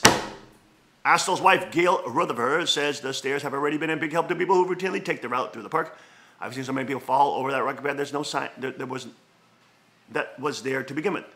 It's a huge improvement over what was there. Astle says members of his gardening group have been thanking him for taking care of the project, especially after one of them broke her wrist falling down the slope last year. See, when people are free, they do the great, good, nice things like this for the community. It's so sad to see these stupid, brainwashed, idiot, dumb young children who are brainwashed by the government. They can't even understand that people are good and they do good things. Normal people, not psychopathic people who run the government. Mayor John Tory acknowledged that the city estimate sounds completely out of whack with reality on Wednesday. However, he said that it still doesn't justify allowing private businesses to bypass city bylaws to build public structures themselves. I think everyone will understand that it will be more than $550, he said on Wednesday. Wednesday, we just can't have people decide to go out to Home Depot and build a staircase in the park because that's what they would like to have. Why not? Why not? It's a public freaking park, you idiot. It's not government freaking private property. It's a public freaking park. The community should decide what the hell they want to put in it, you piece of trash. Tory also cited safety and accessibility issues in terms of the staircase design. Give me a break. Scene inspectors have said the stairs are unsafe because the railing is unsafe, the incline is uneven, and there is no foundation. The mayor said his staff has been asked to revisit the project and come up with a more realistic estimate, like $250,000 to tear it down, and then another $800,000 to build another staircase, which he gives all the money to his construction friends. Give me a break! This is such collusion. This is exactly what Farmer Friday should do. They try to steal money from Father, then they would jack up the price. It's a $500 job, and they would charge $300,000. Hire the construction companies, which one of them actually made and is part owner of, and then they would do a $300,000 quote job to do 8 staircases. Same exact thing. Same exact freaking thing. Oh, and you don't think they're doing that under the Han mother, robbing her? Of course you are, because they don't give a crap about her, and they think she's a freaking idiot! Which she has proven that she is by removing Father's heir, successor, and inherited substantial body. The second king of Chaniguk, and Cain, his elder brother Kukchinam, who was doing a tremendous, phenomenal job protecting her financially, especially Kukchang. Total buffoons. Area resident Dana Beeman told CTV Toronto she's happy to have the stairs there, whether or not they are up to city standards. Far too much bureaucracy, she said. We don't have enough self-initiative in our city, so I'm impressed. Get rid of those stupid bureaucrats. Get rid of them. Oh, golly, I'm so sick of these stupid archangels. Thy kingdom come, thy will be done on earth as it is in heaven. New sex robots with frigid settings allow men to simulate rape. Oh, God. According to the company website, if you touch the frigid Farah model in a private area, more than likely she will not be too appreciative of your advance. It seems a new frontier has been reached in the fast-paced world of artificial intelligence, but as fast as technology is able to advance, it can still be reproached for moral retrogression. Well, the robots have no freaking morals, you idiot. This has been the subject of debate after the recent advertisement of Roxy, True Companion, a robot you can buy and simulate raping with a simple switch in setting. One of the programmable personalities for the robot is Frigid Farah, described as reserved and shy on the True Companion company website.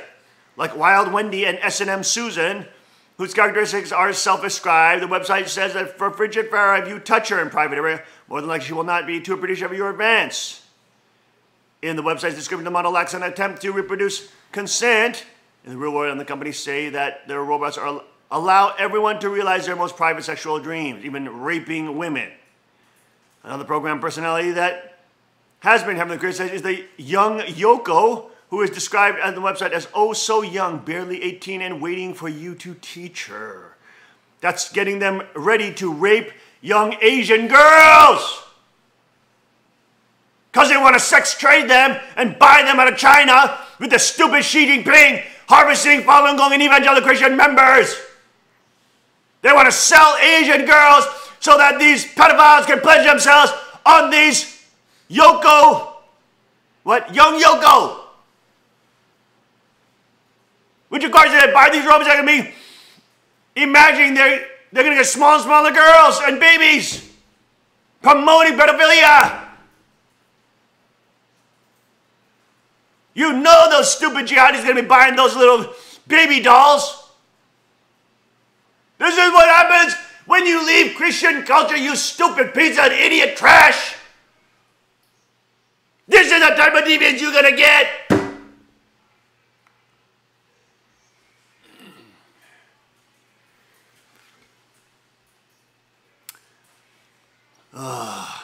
Roxy is the ninth version of the company's sex robots after they developed the first Trudy in the 1990s and trade.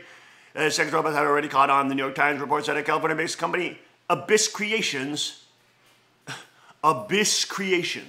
you might as well say Hell Creations, annually ships over up to 600 hyper-realistic sex dolls worldwide. A new report of the Foundation Responsible Robotics also warns of the numerous ethical implications on our sexual future with robots. He found that there's a bunch of companies making these and beginning to ship orders, and we thought that we should really look at it, said co-author of the report, Professor Noel Sharkey, addressing journalists on Tuesday. A survey published by a UK innovation company, Nesta, last June, found that over a quarter of young people surveyed would happily date a robot. Professor Sharkey launched a foundation 18 months ago in order to explore controversial areas such as the question around sex crimes. Some people say it's better that they rape robots than rape real people. There are other people saying this would encourage rapists more. Robots don't have any kind of emotion themselves. People bond with robots, but it's very one way. You're loving an artifact that can't love you back, and that's what's sad about it, Professor Sharkey added. Oh, God.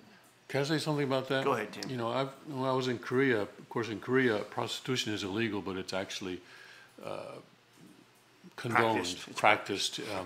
And I've heard even Family Federation ministers saying that prostitution should remain the way it is because it prevents rape. That in other words, that the men who have sexual urges can hire a prostitute as opposed to raping someone. Is apparently their logic, and it's just it's completely bull crap. Yeah, I mean, Lionel Richie, I believe his name is, he has the Lionel Hour, and he was on, I think he was on, what was he on? He was on Steven Crowder's show, or was he on RT the other day? And I saw him on RT having an interview about sex robots. His argument from a libertarian standpoint is that this is a thought crime, okay? Mm-hmm. That the person is not actually having sex with a person or raping a person or he's thinking about it and then doing it to a non-living being. And so he's saying that there should be laws against it and things like that. But really, what's being punished is a thought crime because. And then he brought up a Supreme Court case where something in question was ethical in question, and the item was an artifact. It was not a real person. Okay, and the Supreme Court actually ruled in favor of the fact that this is more of a thought crime, so they're not going to punish a person because it's dealing with an artifact.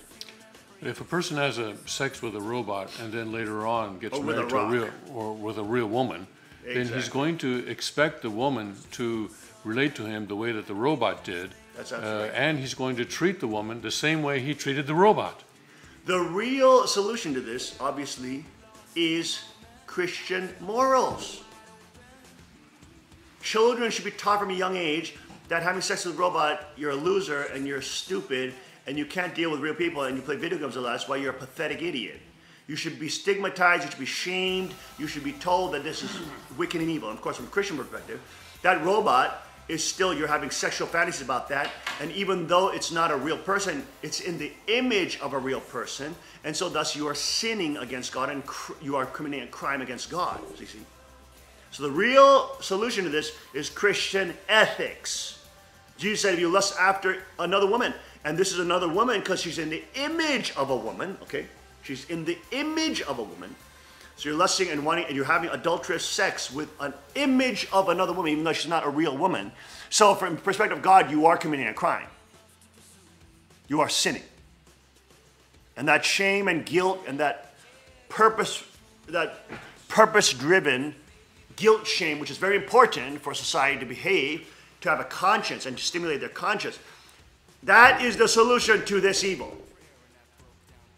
Or losers trying to buy these stupid sex toys, sex dolls, and robots so they can have a sex life with a piece of metal and then have to deal with a real woman and grow up and become an actual person. Such an insane reality, but that's what you get. When you are hypersexual on young kids, you're making them play video games and having them sexually attracted to robots and bionic peoples and half robots, cyborgs, and this is always in the video games coming up. And you have people dating them and making love to them and kissing them, and it's ridiculous. They're already preparing you to have sex with robots because they don't want you dealing with real people in their future dystopia and want you to stay in your apartment all day long in your stupid little matrix world, literally being fed as a battery to the virtual reality world that you'll be living in, so you never pose a threat to the actual elite who can then take you from these little dens that they've created for you and rape you anytime they want, and then throw you back in your little virtual reality world. It is a dystopia, and it is evil, and it is wicked, and it's not the kingdom. It is a prison of hell. Wake up! This is July 20th, 2017. On the King's Report, we'll be right back after this short break.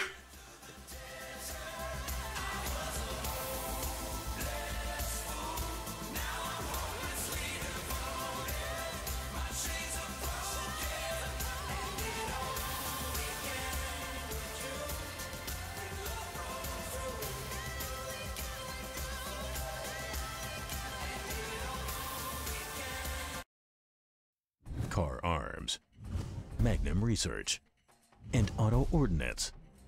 The Car Firearms Group.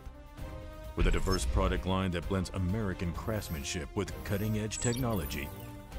It's no secret why gun enthusiasts choose Car Firearms Group. From the Desert Eagle and Baby Desert Eagle made famous by Hollywood. The history of the 1911 and the Tommy gun. To the best in compact concealed carry. Car Firearms Group is not only the first name in personal defense, it's a name that has earned the respect of gun enthusiasts around the world. Concealment, innovative technology, value, accuracy, and history. Car Firearms Group. Made in the USA. Visit car.com today. Car Arms, Magnum Research, and Auto Ordnance. The Carr Firearms Group. With a diverse product line that blends American craftsmanship with cutting-edge technology, it's no secret why gun enthusiasts choose Carr Firearms Group. From the Desert Eagle and Baby Desert Eagle made famous by Hollywood, the history of the 1911 and the Tommy gun, to the best in compact concealed carry, Carr Firearms Group is not only the first name in personal defense, it's a name that has earned the respect of gun enthusiasts around the world. Concealment, innovative technology, value, accuracy, and history. Carr Firearms Group. Made in the USA. Visit carr.com today.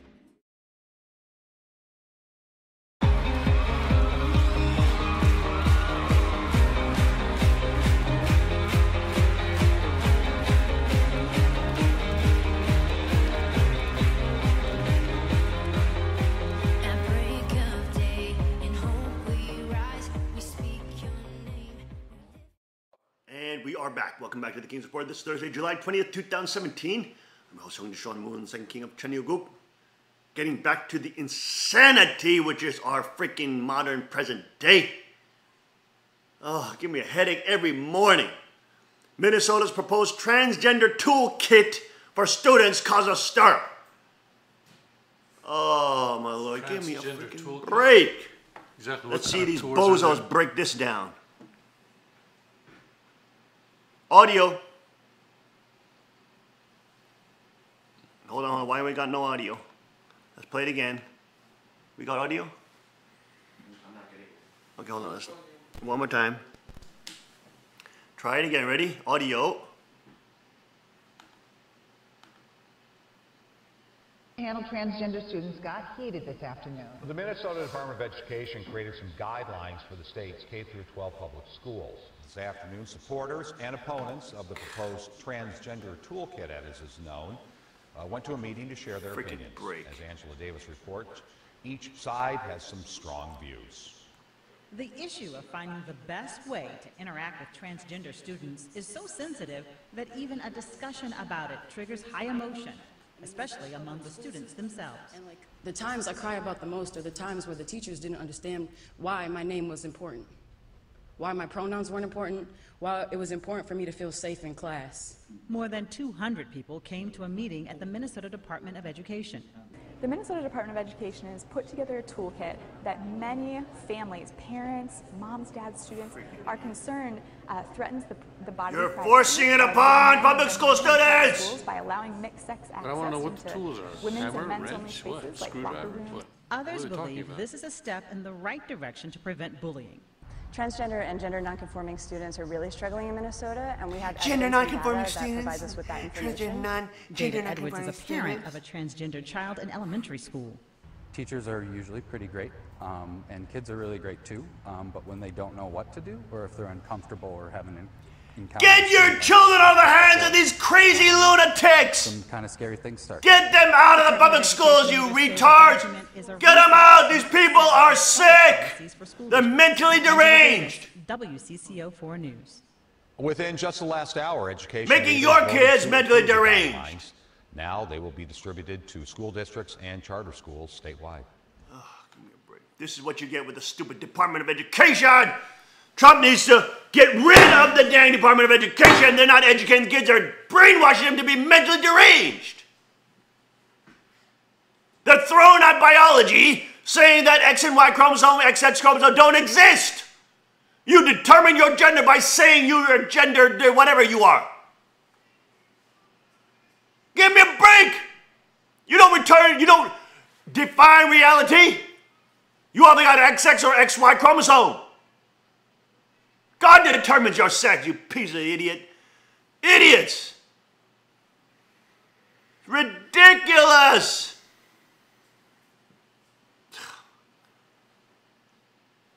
This is why this is such a hostile, dangerous environment for children to grow up in. How damaged are you going to be?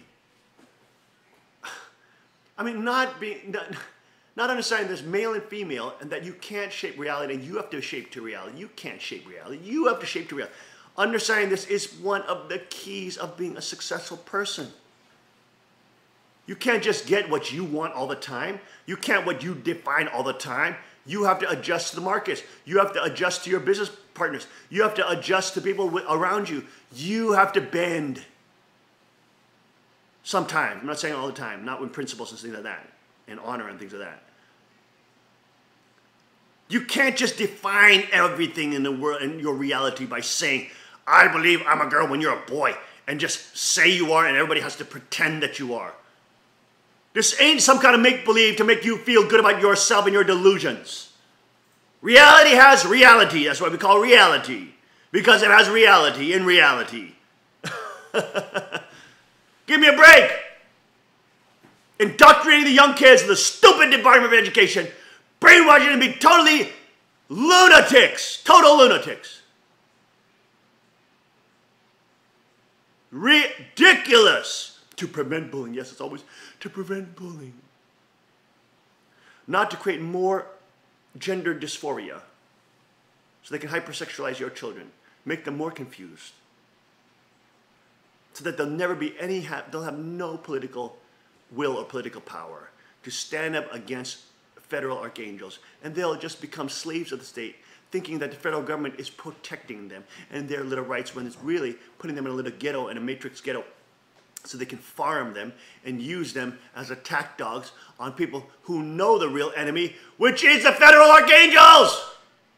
And the deep state long list of federal employees that are continuing to rob the public. It's a cartel. All these little stupid little trendy professors and trendy little teachers would say, oh, you know, we really care for the students and we want to stop preventing. They're part of the cartel of robbing Americans, taxpayers. They got their little cute little haircuts, their little blonde hair and blue eyes. Yes, we're teachers and we really care for your students and we really want to help them have a good learning experience and prevent bullying. They're part of the cartel. They know what they're doing. They know they're stealing money from you. They don't want anybody to oppose it. And so they'll let the kids dream up any delusion and say, oh, we'll protect you. Yes, we're the good guys. When they're the ones creating insanity in your child's brain. That's what you get when you got the Prussian school of education system upon your head in the United States. And in Germany, they ban homeschooling. That's what you get when you give it all to the archangel.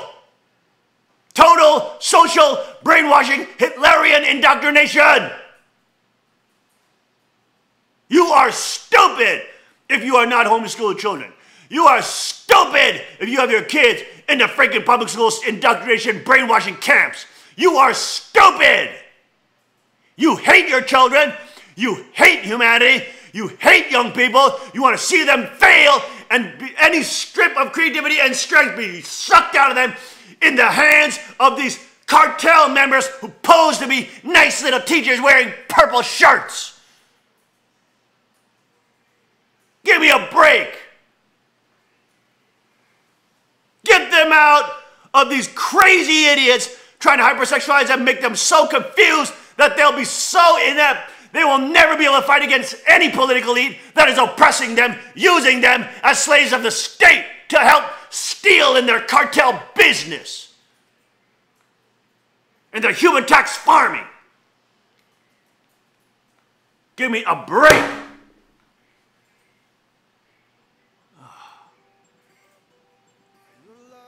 Ridiculous idiots. Fire all these stupid public school teachers. These liberal lunatics, fire them. Start your own private school. Of course, they banned those now, basically, essentially. Making it so hard to start a private school. Thank God America still has homeschooling. Homeschool your children. Get on the Ron Paul program. You're a nutcase if you're not homeschooling your children, sending them to these kind of predators. Give me a break.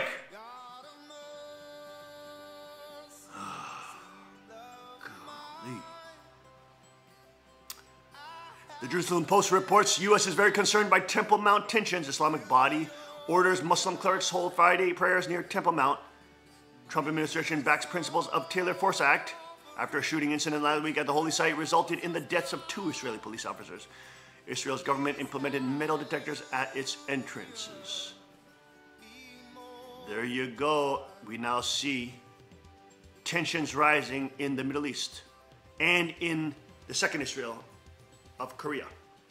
Both places, tensions are now mounting, as predicted, in the end of days that the Lord of Second Amendment told about. We're right back after a short break, covering more of this and more on the King's Report. Stay with us.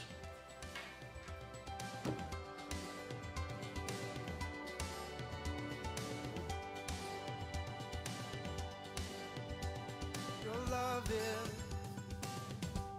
like radiant diamond bursting inside us. We cannot. Car Arms, Magnum Research, and Auto Ordnance. The Car Firearms Group. With a diverse product line that blends American craftsmanship with cutting-edge technology. It's no secret why gun enthusiasts choose Car Firearms Group. From the Desert Eagle and Baby Desert Eagle made famous by Hollywood. The history of the 1911 and the Tommy gun. To the best in compact concealed carry. Car Firearms Group is not only the first name in personal defense, it's a name that has earned the respect of gun enthusiasts around the world. Concealment, innovative technology, value, accuracy, and history. Car Firearms Group. Made in the USA. Visit car.com today.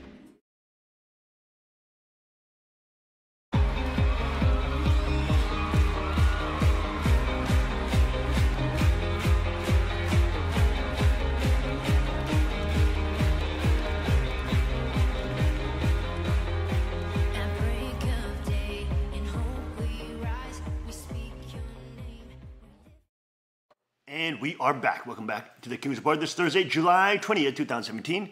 I am your host, Hyungju Sean Moon, the second king of Cheoneguk. We're turning back to the tensions now, murders that have happened in the Middle East, especially Jerusalem. 2 police officers being shot last week.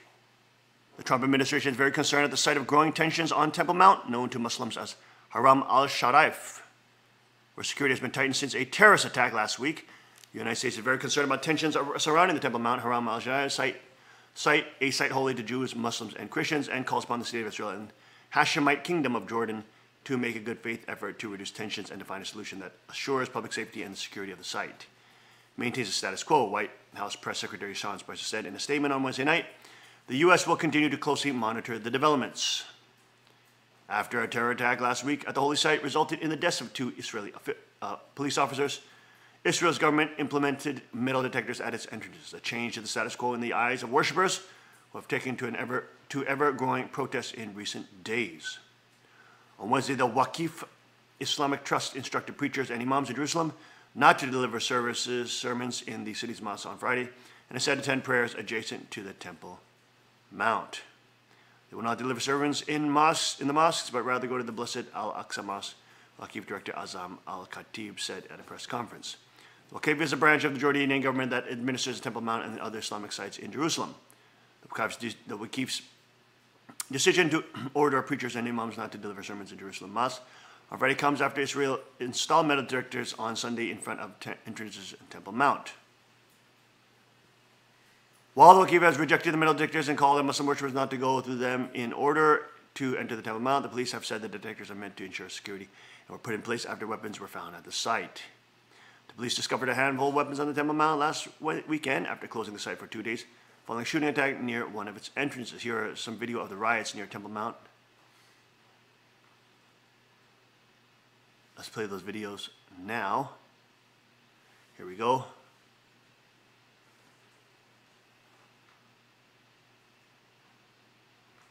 Oh, there's an advertisement that will end in about 10 seconds. Muslim worshippers have heeded the Waqif's call not to enter Temple Mount through the metal detectors and prayed For the fourth consecutive day on Wednesday, adjacent to the site in protest. Metal detectors are part of Israel's plan to slowly take over Al Hamas. One worshiper says, here are the riots. Here are the riots. And then, of course, the terrorist attacks where 2 cops got shot and killed.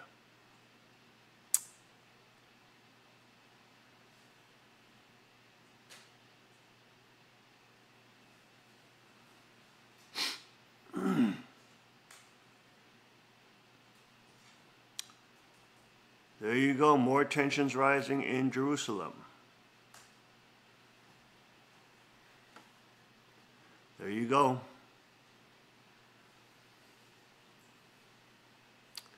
Now, I saw a gentleman on the Jim Baker show with Jonathan Kahn, but he was talking with Jonathan Kahn. Jim Baker was talking to Jonathan Kahn about a gentleman who was reporting, who was talking about end-time prophecy. And he was saying that in Jerusalem, there are now rabbis who believe that Donald Trump plays a Elijah-type messianic figure role. Because for the Jewish people, the Messiah is actually a political leader who will actually be a king of the Davidic bloodline and will actually take over and secure Israel's position and Jerusalem's position, restore the temple, and take over and secure Israel's security. So they actually see him more of a political figure.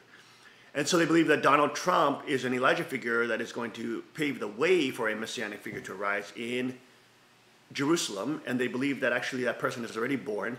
And the Jewish rabbis are saying that the Messiah has returned. Okay.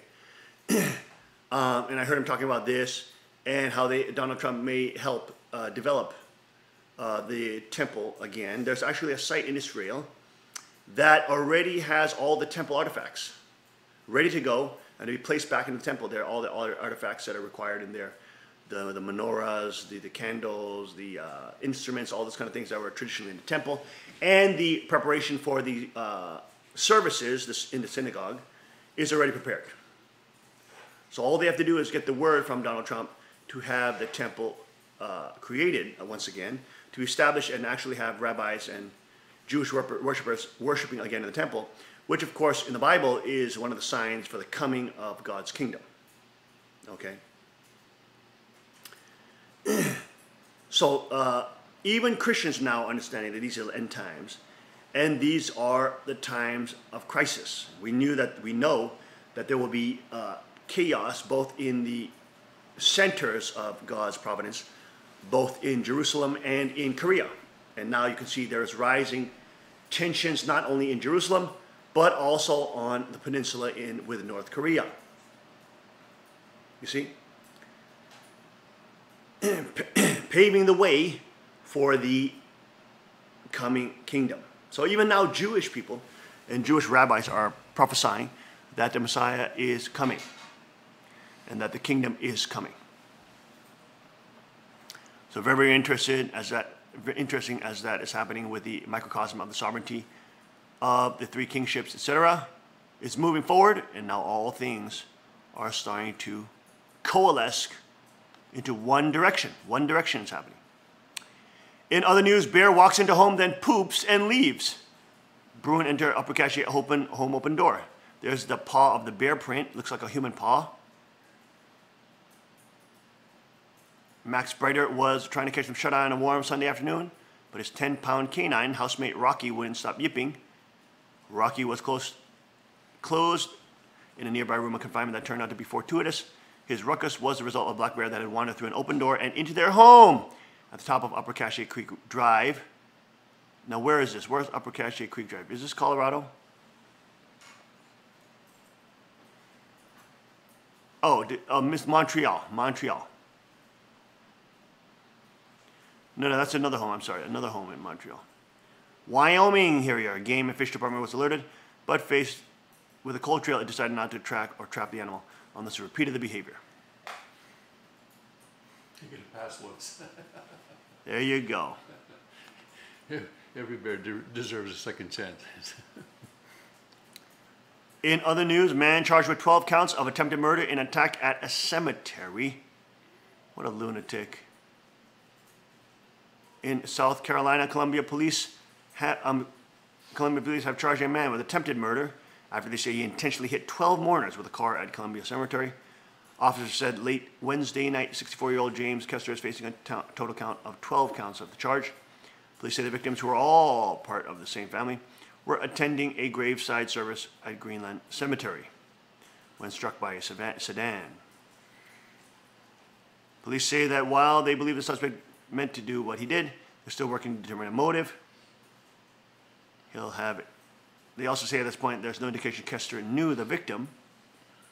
He'll have a bond hearing Thursday afternoon.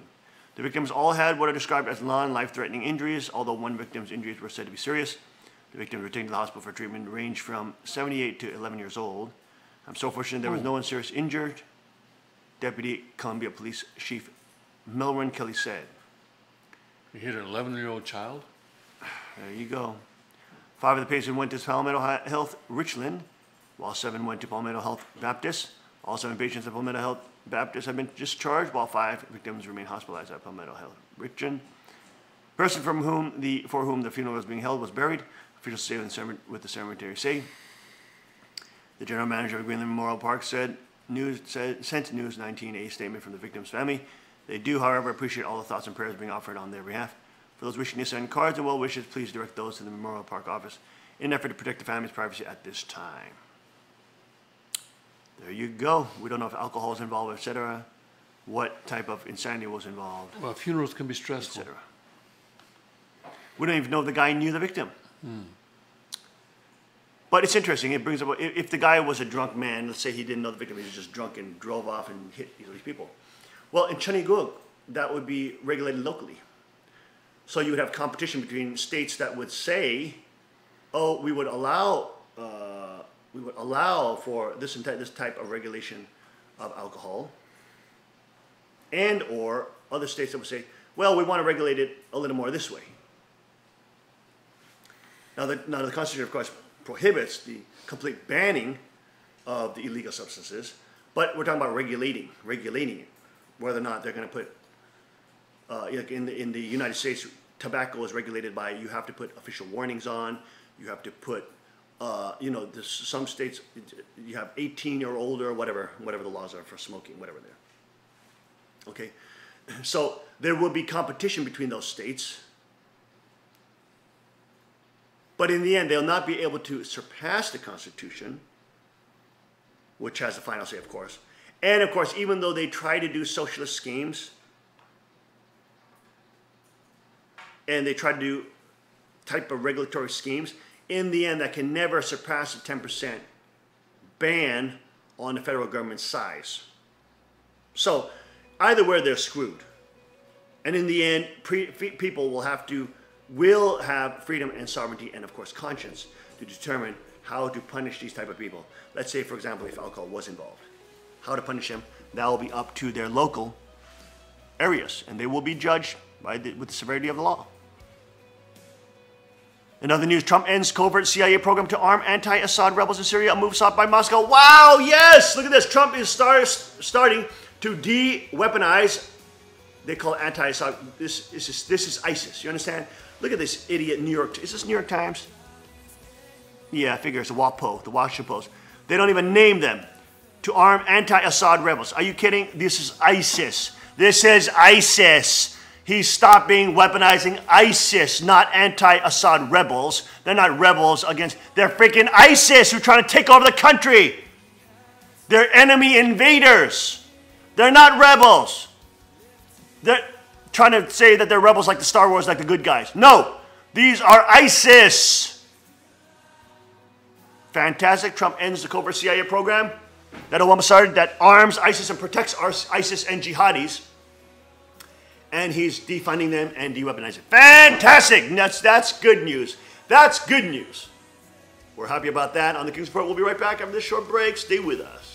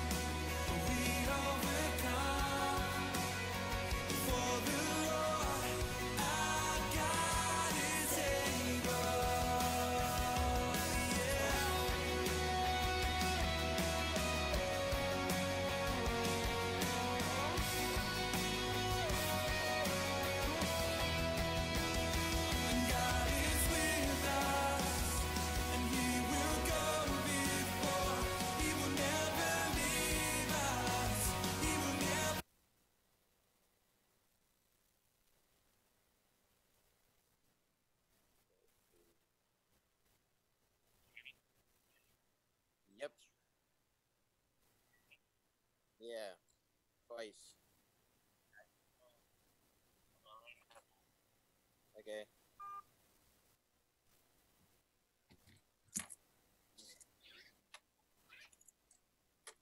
That one's yes. Hello. Hello. Hello. I am. I'm talking. Hello. Hello.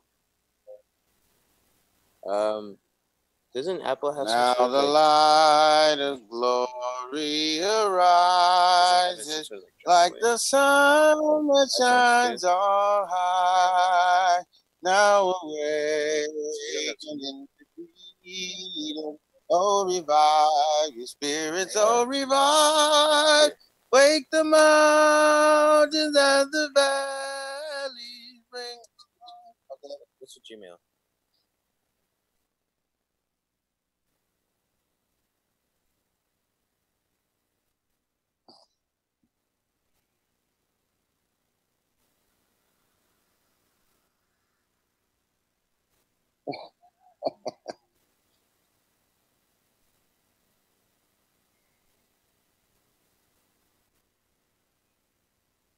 Yeah, I can hear it, but it sounds just like room sound. I don't think it's coming direct feed. Oh, that's fine.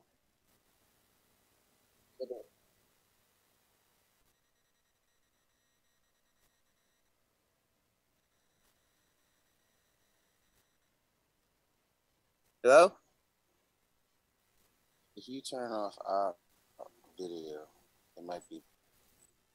If you make it so that they can see us. Oh, okay.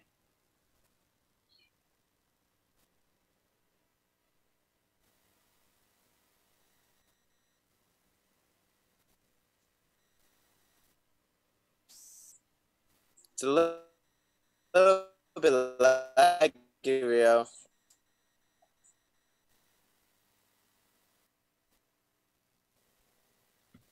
Maria, can you give me a second? We're gonna try switching computers because we couldn't bring the video onto this computer, so we're gonna have to use Maria's computer really quick. Just give me 2 seconds.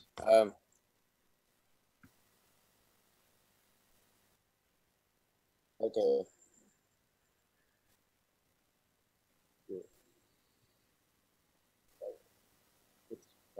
What's your name?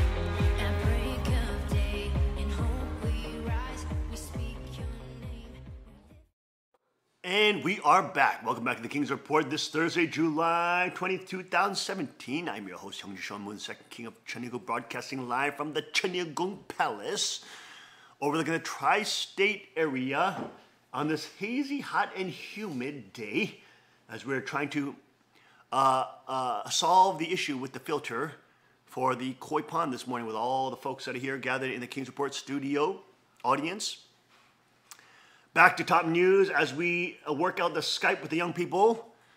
California wildfire explodes in size as blazes scorch U.S. West. Mariposa, California. A wildfire that has forced thousands of Californians to flee their home exploded in size on Wednesday, threatening a picturesque gold rush town outside Yosemite National Park as dozens of blazes scorched the U.S. West. More than 2,000 firefighters have contained just 7% of the Detweiler fire, which is approaching the town of Mariposa and tiny communities in the foothills of Sierra Nevada mountains. The CAL FIRE State Emergency Agency said on its website, the blaze has mushroomed to 48,000 acres, 19,424 hectares, an increase of about 23,000 acres compared with the day before. The Fire has destroyed 29 structures and is threatening some 1,500 more structures, local media reported. Firefighters are facing extreme and aggressive fire behavior, with solid walls of flame and sparks from the main blaze setting spot fires in grasslands. The California Department of Forestry and Fire Protection, CAL FIRE, said flames have destroyed 8 structures southwest of Yosemite National Park, and the fire is threatening power lines to the park. But no one has yet been injured, CAL FIRE said.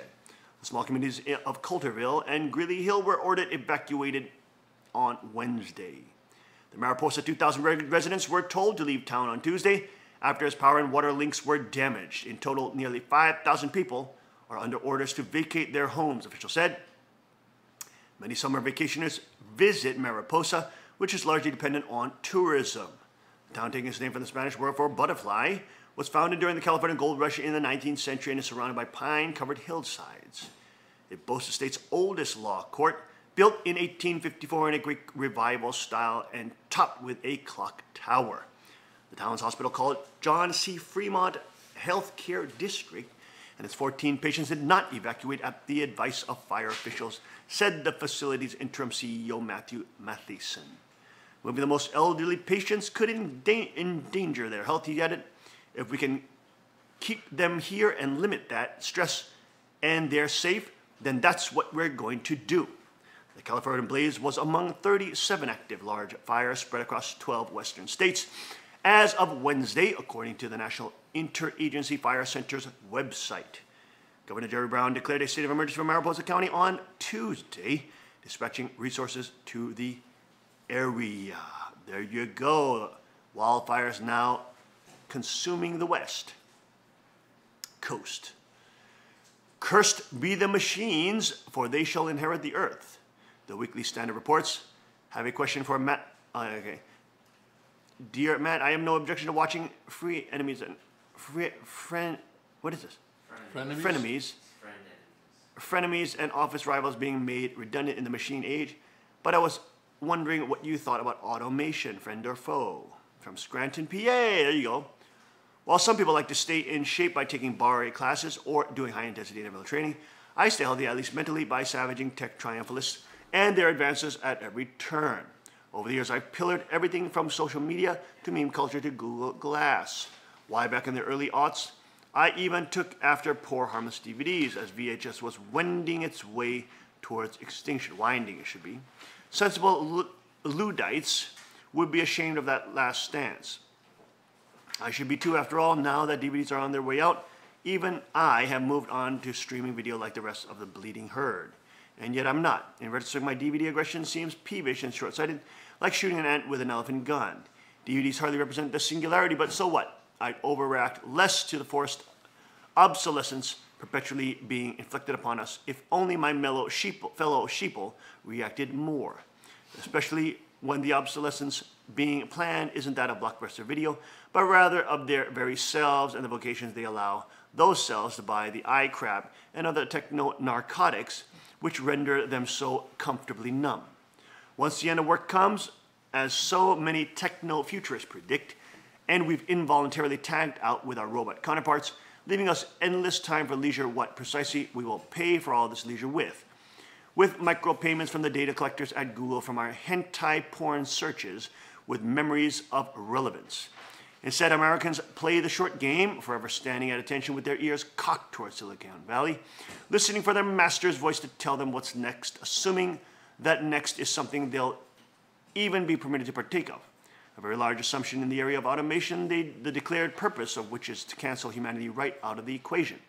This leaves tetchy Jeremiahs like myself wondering if technology is serving us or if we are serving it, along with the tech world's moral pygmy billionaires who root for us to hollow out our way of life in the interest of convenience and push-button commerce. I will not name names here, though.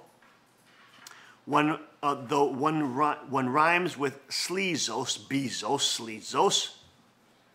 Future full hypocrisy disclosure, even as brick and mortar retail collapses all around us, I have placed 61 Amazon Prime orders in 2017 alone. Just as with OxyContin, technological addiction, that's oxytocin, I think, technological addition convenience is dangerous precisely because even when we recognize its detrimental effects, we have the next to no power will to resist it, particularly when it comes with no state taxes and 2 free-day shipping. These are the days of miracle and wonder, Paul Simon sang in 1986 of his Graceland album. I was a junior high school student at the time, and I bought it on cassette back in the Innocent Lamb years when artists expected to get paid for their art and when they had a physical location to sell it called record stores, which largely no longer exist. Unlike Simon, I'm uncertain that 1986 represented a high watermark of miracles and wonders in the form of technological advancement.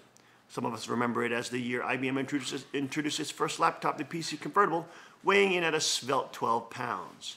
It was also the year the Space Shuttle Challenger exploded during takeoff, killing 7 crew members. While we still mourn their loss, I sometimes wonder if those rocket men and women got out just in time, before more insidious forms of technology went on to kill the rest of us, or at least kill what's left of our souls, those having largely gone the way of record stores. In the interest of keeping readers awake, I will not prattle on about the perils of perpetually asking algorithms to do for us what we've traditionally done ourselves, nor on the science of the benefits of people feeling useful, of not feeling extraneous, and of having purpose, except to say that hardly a day goes by that my email box isn't larded up with some new clickbait doomsday scenario about all the jobs that will disappear in the next 10 to 30 years due to algorithms and automation. Why, as I was writing this very column, a story from The Verge landed on me. The Verge that The Verge refers to, presumably being the verge of existence. Its headline informs us that robots and AI are going to make social inequality even worse, says new report. The story details how a report by the UK charity Sutton Trust posits that not only will artificial intelligence and robots lead to massive job loss over the next few decades, estimates vary widely but regularly put the number as high as 2/5 of American jobs disappearing in the next 15 years, but it will widen the gap between rich and the poor, with those who started on top staying there and those who having even fewer cracks at social or economic mobility.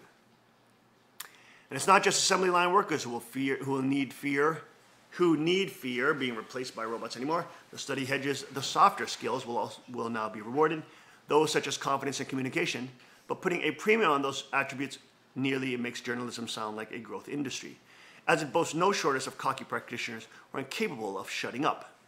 Yet fewer than half of newspaper jobs from 15 years ago still exist, and even respectable journalistic institutions like the WAPO, have taken to automating some of their journalism too. Scoff if you must that it will be impossible to tell the Washington Post robot columnists from their real ones, but the point here is that once we've head down this road, we are already well past the first few rest stops. Nobody is irreplaceable. Just Googling jobs that will be replaced by automation presents an endless array of slideshows, those journalism gimmicks that have largely replaced stories, detailing how every occupation from bank tellers to doctors, from financial analysts to movie stars, stand in danger of being replaced by an automated version of themselves. All of which can make things hard on a high school guidance counselor, or say on a father of 2 teenage sons such as yours truly, who would love to channel them into a field that would stimulate and enrich them, but who has no earthly idea what field will even be around a decade from now, or whether that field will bar entry to everyone other than the progeny of HAL 9000. Every once in a while, it pays to heed the warnings of sensible technologists who tend to stand out, since there's not many of them. Jaron Lanier is a virtual reality pioneer, works at Microsoft Research, and has turned himself into a steady cyber skeptic, second-guessing much of the techno-utopianism that affects his tribe like a bad rash.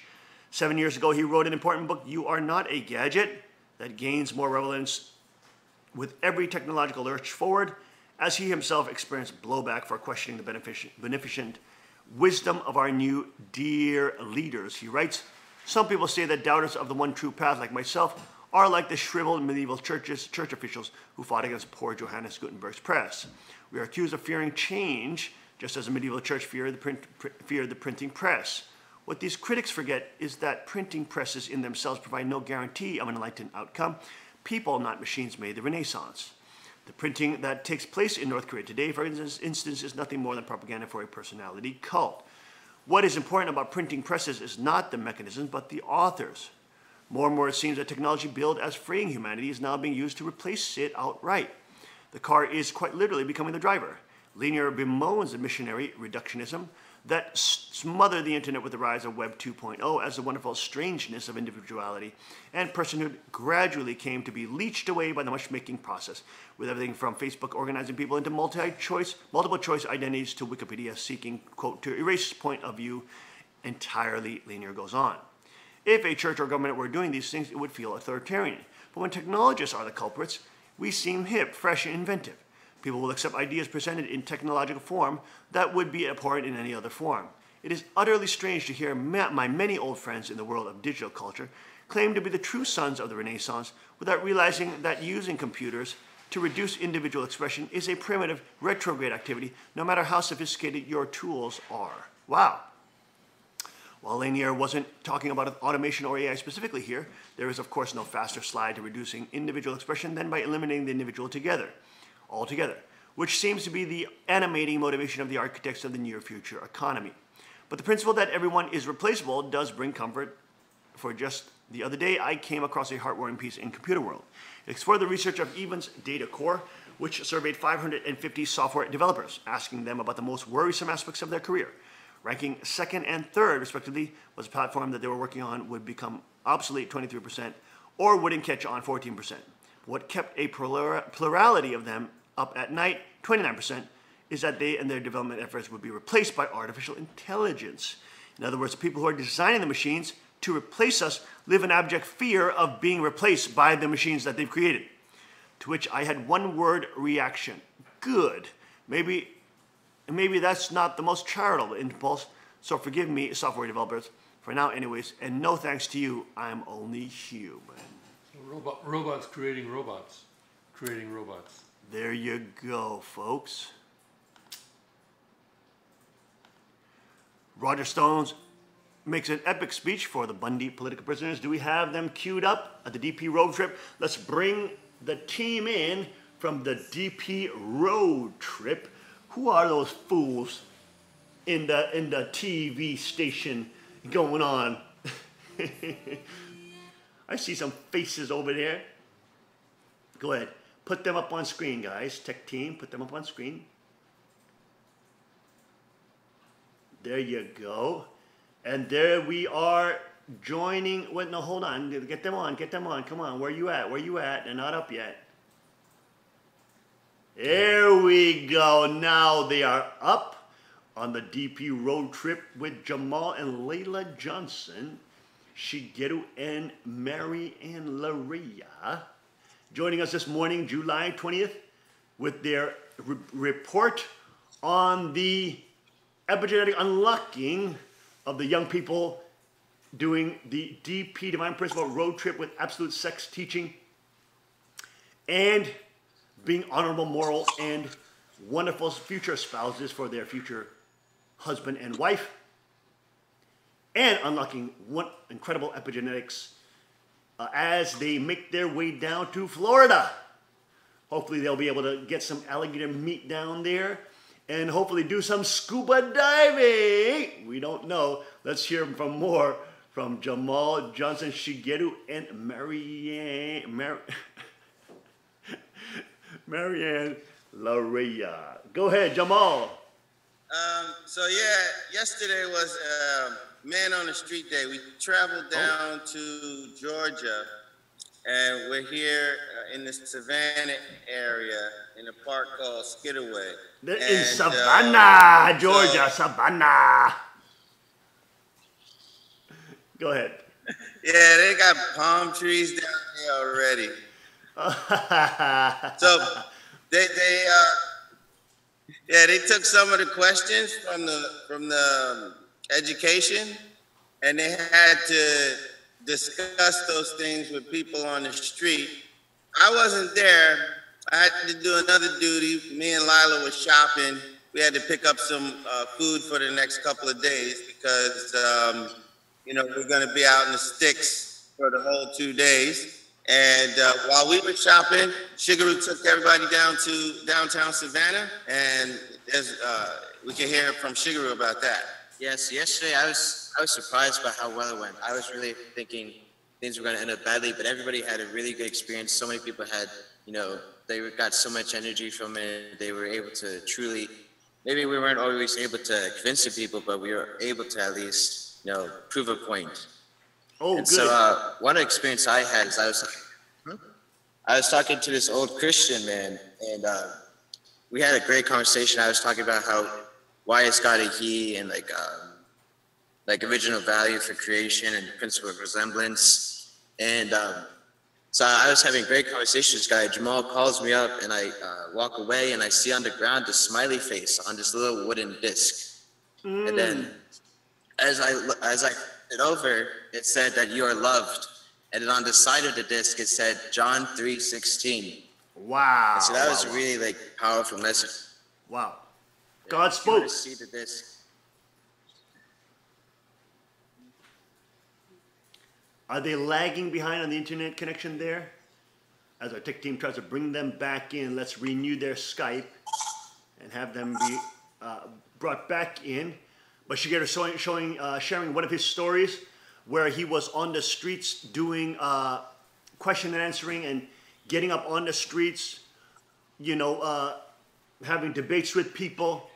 And he had an experience where he was speaking to a nice Christian man, talking about God as the Father.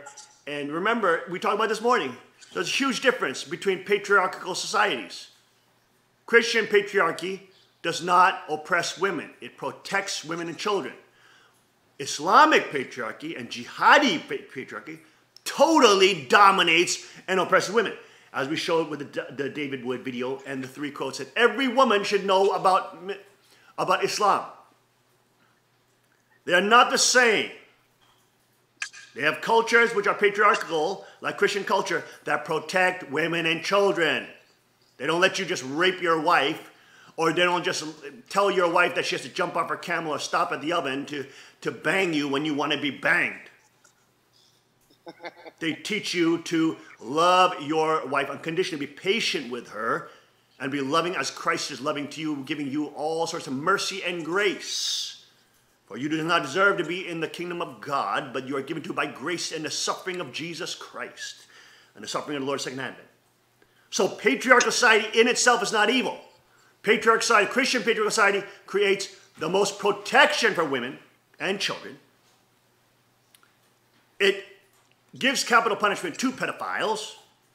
Jesus said that it's better for a millstone to be thrown around your neck and be thrown into the sea, that is to be killed. If you harm even the least of these, those are the children. Okay? So it creates a different civilization than jihadi Islam. So these stupid secularists and these stupid Westerners and atheists try to pretend that they'll create a better society for women and children, which is bull crap, because their multiculturalism, their relativism brings in the jihadis, which I've been ranting about all freaking morning, which now you have acid terror attacks being thrown, sprayed on women every freaking day. I showed you pictures of women in the UK, and our faces are completely burned off because these crazy jihadis are throwing acid in their face because they want to freaking bang them. I'm sick of this crap. All patriarchy is not the same. Christian patriarchy protects women and children because it promotes strong men who are loving and compassionate and want to protect the poor and children and their wives. Pieces of trash. Give me this crap every day, you archangels. I'm sorry, okay, that's me ranting again. Let's get back to the GDP road trip. Go ahead, Shigo, continue your report. Yeah, so this is the coin I found. It has that smiley face. Oh, wow. Their side, it says you are loved. And on the side of it, it says John 3:16. Wow, what a gift from God. God bless you. Wow, you got to keep that. That's a great memento for your incredible epigenetic adventure that you're having. That's fantastic. Go ahead. Yeah, and also other people, like, everybody, like, really talk to Christians. I think God has blessed us with, like, all these like Christian people we all see, and like, and it really gave us an easy first day. We didn't have any like problems really too much. And also, I remember Julia was telling me that she went up to this like family, like asked, have a really good deep conversation with them, and they really understood where she was coming from. Wow, very nice, very nice. Looks like they're breaking up again. They are in a more remote area. There you go. There you go. Okay, go ahead. Continue. Continue. Yeah, so Marianne prepared a short video for us. It's like 5 minutes. Would you like for us to play that now? All right, let's see that video, suckers. Okay, give me a second.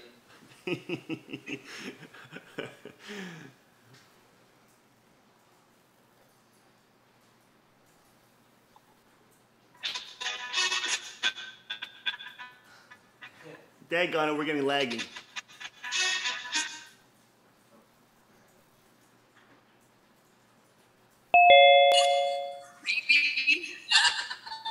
We're having a little technical difficulty. They are in a remote area of Savannah, Georgia, in some wild area in the park. So we're gonna have to ask them to get back and fill up that video once again. We'll try to get them back online.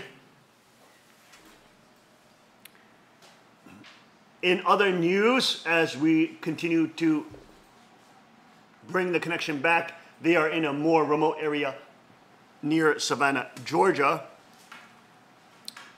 Roger Stone's epic speech for Bundy political prisoners. Let's take a look at Roger Stone speaking about the political prisoners, Cliven Bundy and the Bundys.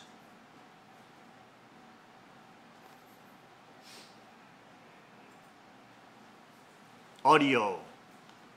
The federal government was to be limited in power regarding land use within the states, and that the states themselves should have say over how land was used. This is crystal clear in the Federalist Papers.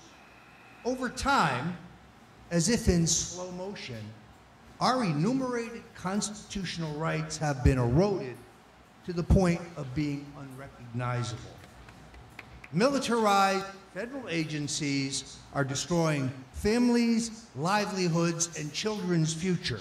When the people legitimately gather to redress grievances, the federal mercenaries shoot to kill. We have allowed our public servants to become predators willing to kill and destroy to maintain their iron grip. This is when one of the Bundy guys got shot. I mean, one of their friends Here we who was have protesting the there. BLM, the EPA, Unarmed man FBI, shot dead. threatening death, stealing land by fiat, slaughtering livestock, and laughing in our face about it.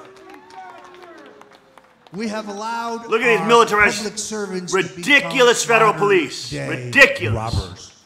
It is a slippery slope when we jail journalists for revealing the corruption and the unconstitutional actions and the illegal actions of an oppressive federal government. Yes, the people are being abused. Land is being stolen. They've been physically trampled. And in the case of Lavoie, David Knight was on the ground in that march. That they are murdered in cold That's the guy that got blood murdered by in a cold blood. guilty federal government. While he was totally unarmed. The wildlife refuge standoff could have been prevented if the FBI had not intervened in the republic form of government where the people petition their representatives with grievances to be addressed. Instead, they accelerated a cycle of violence that brought only death and dishonor to them and our country.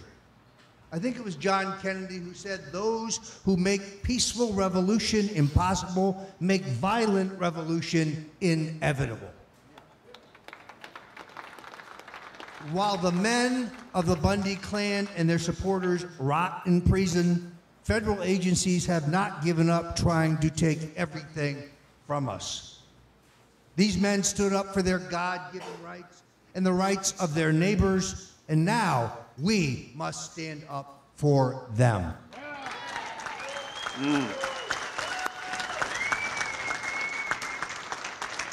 Folks, I'm just warming up.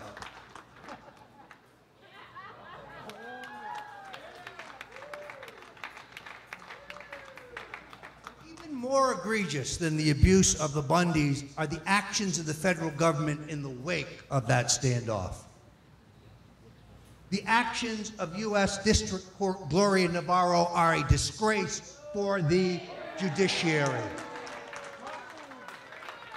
The judge is presiding over the retrial of 4 defendants charged with various crimes stemming from their participation in the Bunkerville standoff. Now, the first trial ended with a deadlocked jury. The judge has now eviscerated the defense's legal strategy, putting off limits a whole host of issues which could be used in their defense. They cannot argue the First Amendment. They cannot argue the Second Amendment. She strips them of any fair trial, and 17 men, 18 men are held without pre-trial release when in this jurisdiction, thanks to her husband, people indicted for murder are allowed out on pre-trial release. These men have been denied due process guaranteed by the U.S. Constitution.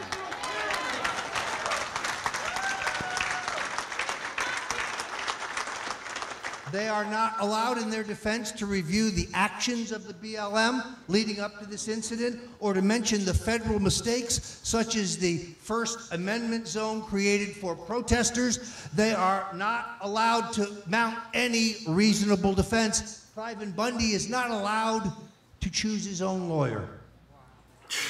This is the oppressive hand of a military, jackbooted government that has lost all sense of reality, of law, morality, or the U.S. Constitution. Hey, that's right. Why must they rig the trial? Are we back in with the kids? Because they fear jury We're back in with the kids. Let's go back. Let's pause fear Rod Stone here, and let's go back to the DP road trip. Young people joining us back. Okay, guys, play that video once again. Go ahead, try again.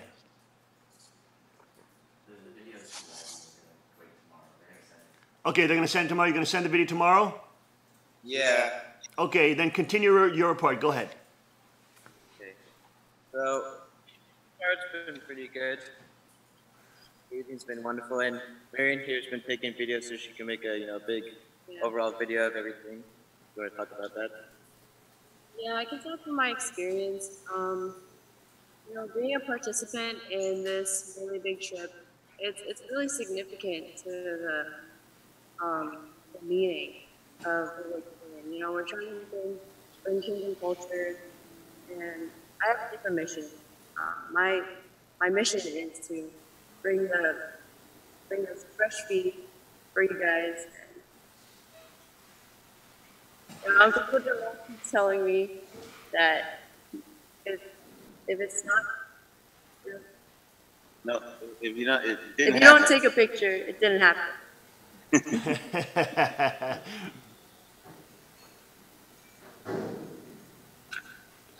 That's the media person right there.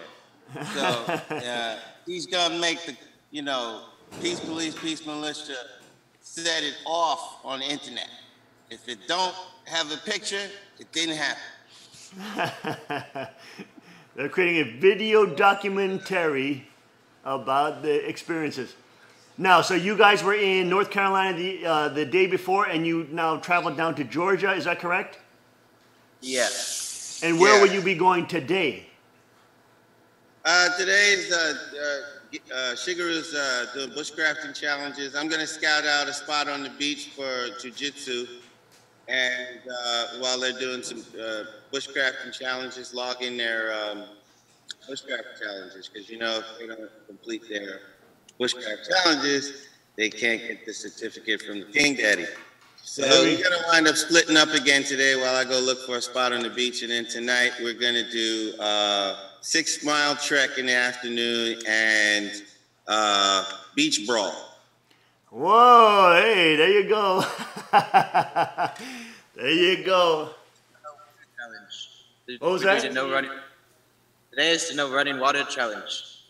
Oh, very nice, very nice. Okay, so you got to process your own water, collect your own water, and be able to disinfect it and to be able to imbibe it safely.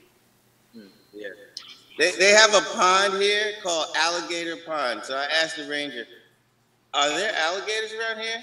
And she said, well, there was one little alligator that we did find, but he was harmless. But he was harmless. Now he's only about 300 pounds. you know, Yeah, in the alligator that pond. was 20 years ago. So when you go down to collect water at the alligator pond, put your bucket on a stick is the lesson. Oh, Lord. Yeah, we don't want to lose anybody's arms. All right, anything else from the DP road trip report this morning? That is all. We'll try to upload the video so you can play it straight from Marianne's YouTube account tomorrow. All righty, that's Jamal Johnson, Shigeru Tashiro, and Marianne Larea giving the brief report for this Thursday, July 20th. Stay safe, everybody. Stay in the kingdom and have a great, great, great time unlocking the many opportunities God has given you. We'll see you next time on your brief report. All right, very good. That's good. Very wonderful to hear from them. See what's going on. Let's go back to Roger Stone. And we take a break now? Let's take a short break. And after this, we'll finish more of this right back after this break.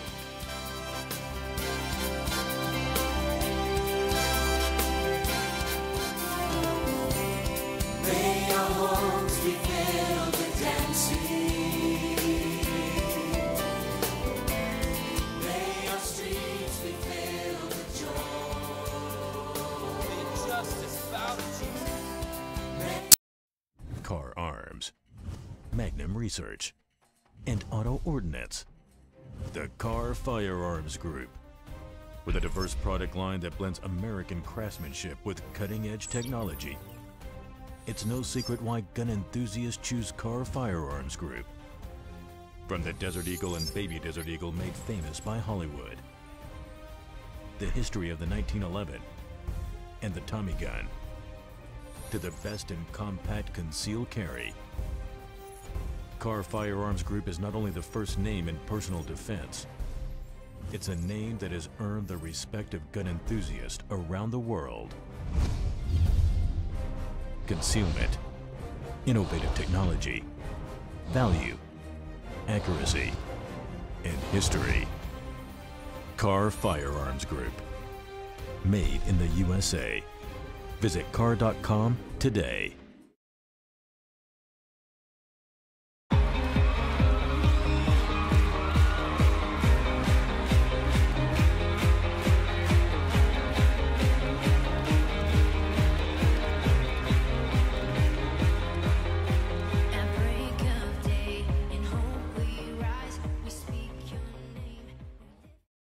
And welcome back to the King's Report as I sport the wonderful, beautiful, new, cool Tuck Passion. We're testing this out now. They're not available yet at the Kingdom Gospel Store. There we go. Put that down for just a second. Everybody see my beautiful head. And check that out, y'all. Check it out. The People Militia. Wonderful hat with the Queen.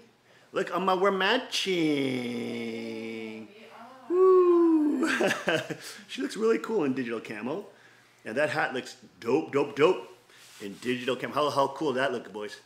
That looks pretty sweet, doesn't it? Digital camo, baby. That's a pretty cool pattern, actually. Digital camo. It's I never had digital camo, but it's actually pretty cool. It actually has these modern sort of digital prints, but it still creates a beautiful camo outfit, picture. Of course, there's a wonderful Peace Militia picture. There you go. Alrighty, folks, there you go. Back on with the King's Crown. Balance that out just a touch. And let's get back to Roger Stone and his epic speech for the Bundys. Go ahead. Family and their supporters. Now, there is, in my opinion, a solution to this problem. We have seen the overreach of an oppressive federal government. We have seen the jackbooted mentality of a militarized federal bureaucracy. But the Bundys were assured by the local sheriff that the feds were standing down, being led to the slaughter. And then we have U.S. Attorney General Jeff Sessions come to town and comment on a trial in front of the courts, saying that he backs the prosecution, tainting the trial, and giving us the reason why this case should be booted out of court now. Mr. Attorney General, perhaps you don't recall when President Nixon said in an interview during his trial that Charles Manson was guilty, why the liberals in the mainstream media went crazy that Nixon was denying Manson his due process. Where are those voices today? Last night, as I sat with kindred souls and we talked about a solution, one man said the real solution is simple. We take a carefully selected group of 300 to 500 armed men to the federal courthouse. My friends, that is not the answer. Violence is not the answer. More bloodshed is not the answer. More gunplay is not the answer. I have known Donald Trump, the President of the United States, for 40 years. He is a just man. He is a decent man. He is an honest man. He is a compassionate man. He is a believer in the U.S. Constitution. He answers only to the American people, not to the two-party duopoly that has run this country into the ground.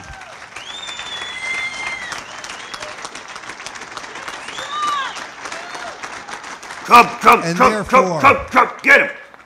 I appeal to the president. Review this case. In the name of justice, They murdered innocent in the name people. Of mercy.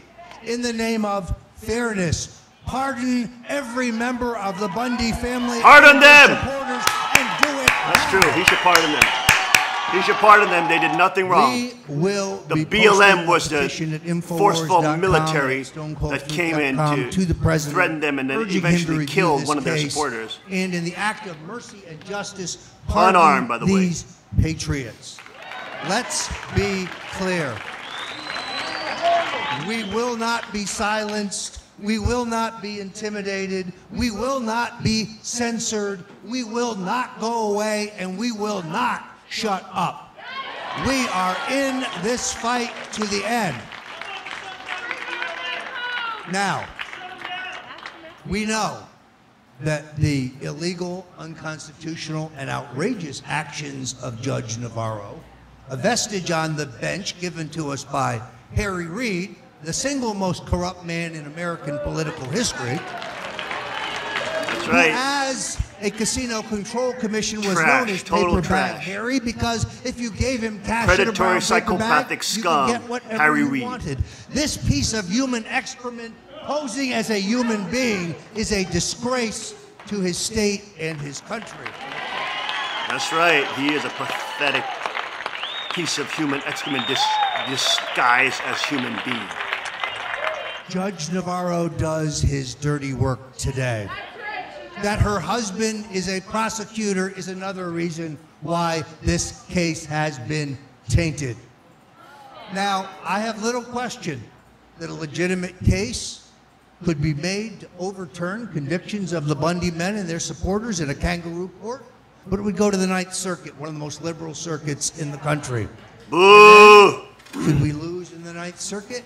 It would be up to the United States Supreme Court as to whether or not they'd hear this case. The problem with that path is many of these brave patriots will die in jail waiting for justice. No. Mr. President, hear our cries. Pardon the Bundy family and their supporters today. God bless you and God bless America. Nice job, Roger Stone.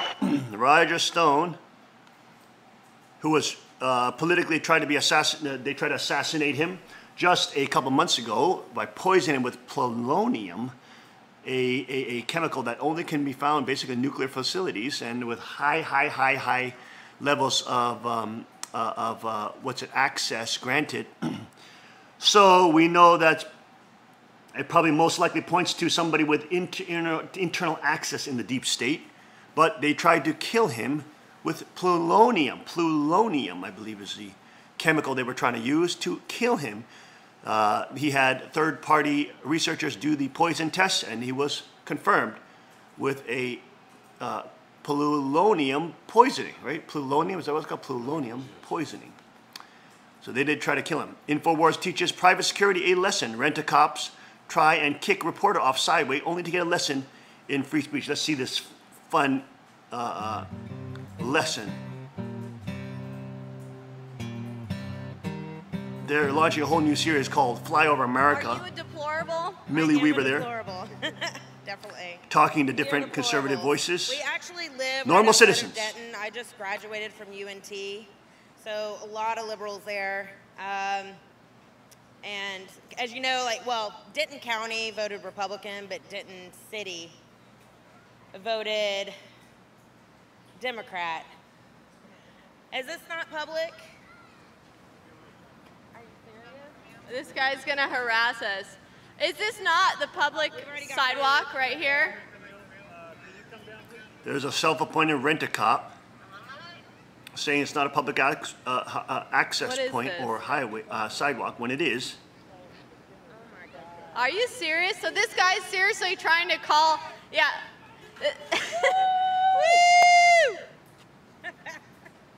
This guy's seriously trying to have us leave here, and we're literally standing on the sidewalk here in Dallas. In Dallas. We're being harassed. Pull our press passes. We'll learn real quickly about lawyers. Okay, crazy. All right, so I have a question. Go get him, Millie. Is this not public property? No, ma'am. The sidewalk right here. This is a private-owned park. No, I'm talking about the sidewalk. This is a private-owned park, ma'am. Creation of Clyde Warren Park Public Improvement District. Public. Economic Development Committee 2013. Boom. Sidewalk is private owned, or did the city of Dallas pave this sidewalk? We ran out the spaces to the food trucks. We ran out the spaces to the food trucks.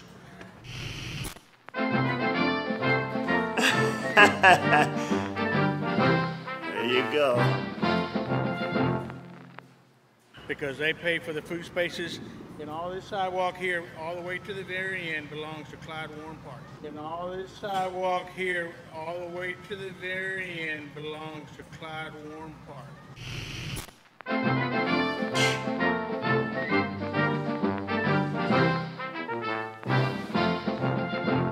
So what about this area where people stand and push the button for the crosswalk? Is that private or public? Ma'am, you can walk all you want, but you can't do any interviews or anything like that.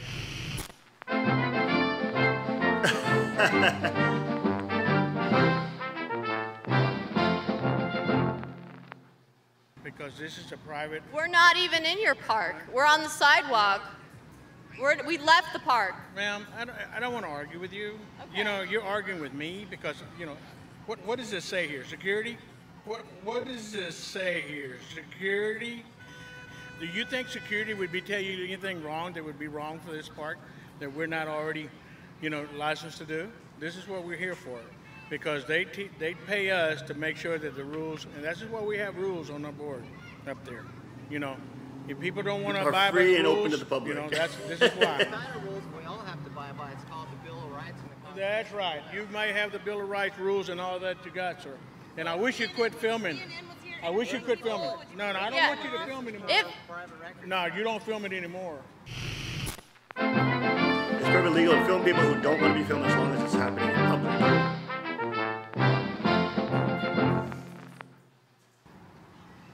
Sir, it seems like you're on an authoritarian power trip right now, sir. Oh, look, we've got another person from InfoWars. So apparently InfoWars can't have a meeting at a park, and we can't talk to people. We are on the sidewalk right here. We are not inside the park. We're on the sidewalk. How does it feel? How does it feel to come up and talk to us while these guys are telling us we can't be here? I thought he was crazy. I don't know what he was tripping on. I don't know what was going on. I was looking for you, but I ran into him. Oh my gosh. Let's go over here just for the sake of conducting an interview without these guys harassing us. Doesn't this seem like it's public? The sidewalk here? I mean, there's the tracks right here, and There's no food trucks because apparently that is owned because they lease them out to the food trucks. So apparently that's what's going on over there. That's what they say. And I'll bet it's a city permit. Yeah. Exactly. So I can't imagine how this would be like private as well. So we'll see though. I'm sure they're going to come over here and oh, here they come. Here they come. Oh my gosh, these people will literally not leave us alone. We're being stalked and harassed. We are on the public property right now. We are at a crosswalk. We have completely vacated this park. Hi. Yeah, hi. Nice to meet you. What's the problem? Well, it's because you have to have a permit to record or to interview people at the park. We're not at the park. We're on the sidewalk at a crosswalk right now. We are not at your park. Yeah, it's the long enough posted right here. This whole land is considered private property. What whole line? This whole sidewalk because our food trucks. And So it's where's all the cutoff? considered Where's the public? What about this sidewalk? Right across the street. No, it's this? You just have to go like just literally right there across the street, and you'll be on public property.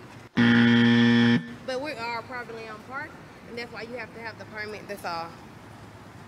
Okay, so there's no food trucks right here, though. It's just considered the whole walkway. That's all. I mean, it's not a problem for you to be out here. We just ask that you cross the street because you don't have a permit. That's all. Or even if you can go to our Pearl line. We have a right. Yeah, we have a First Amendment right. We're with the press. We're not filming commercially. We're filming the press right now. Do you know about the Constitution, the First Amendment right, freedom of the press? We're filming with the news, with the press. We are not commercially filming. And I understand what you're talking about with permits. Typically, those are people who are going to film for commercials, for businesses, for movies, TV shows, things like that. We're filming with the news right now. And we have press passes. We are news affiliates. Well, no, even our news give us a heads up that we're in the park, and that we don't know. So all I can do is tell you my rules and regulations, if what's going on with the park. All I can do is tell you my Other rules and news outlets regulations. are allowed to be in the park without a permit, right? I mean, I don't know that there, but they're giving us a heads up, so we're not. And there you go. It's because we weren't the mainstream media. We're InfoWars. That's why we're getting harassed. And InfoWars now has a press pass to the White House. So they can't really call it fake media anymore, can they? In other top news, Sessions plans to expand.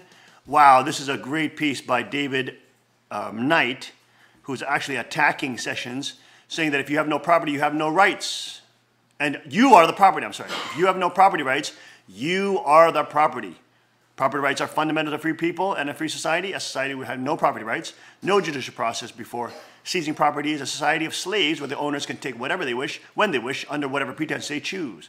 Civil asset forfeiture allows law enforcement to steal property without even charging anyone with a crime, let alone finding them guilty in order to fund their bureaucracy. Attorney General Sessions likes civil asset forfeiture and has announced a plan to expand this unconstitutional unlawful theft. There you go. As we run down with time, Sessions should stop if he is for that. Very fake news scandal erupts again. CNN's Siliza's latest attack on Trump debunked by its own network. There you go. Chris Cillizza published demonstrably fake news. Fake news from Cillizza specifically was meant to rebut President Donald Trump's attacks on fake media after the nothing story about a supposed extra, previously unreported meeting with Russian President Vladimir Putin at the recent G20 summit in Hamburg. Many media outlets were at haywire on Tuesday when the extra meeting with Putin went public, but fake news reports were debunked quickly by a White House statement detailing there was nothing extraordinary or wrong whatsoever with what Trump and Putin did during the dinner at the G20 summit. The fake news report fell apart very quickly. Also, let's see here, illegal alien gives birth in restaurant bathroom, arrested for allegedly putting baby in the trash. And LA sees a 60% jump in deportation cases under Trump. That is for illegally entering the United States and pretending you're a citizen when you are not. There you go, folks. That is the headlines this day on the King's Report, July 20th, Thursday, 2017. Thank you for joining us this morning. Remember, stay alert, stay awake, because these are the end times that we are living in. Pray for your president, pray for Trump, pray for three kingships, pray for God's providence to move forward. And as we pray every day, our Father, hallowed be thy name. Our Father in heaven, hallowed be thy name. Thy kingdom come, thy will be done, on earth as it is in heaven. Give us today our daily bread, and forgive us our debts as we forgive our debtors. And lead us not into temptation, but deliver us from evil. Thine is the kingdom, the power, the glory, forever and ever and ever and ever. Amen and adieu. We will see you tomorrow, 5 a.m. sharp, on the King's Report. God bless, Godspeed, and may his kingdom come. I've got true love instead of pain. There's freedom though you captured me. I've got joy instead of mourning. You give me joy down deep in my soul, down deep in my soul, down deep in my soul. Yes, you.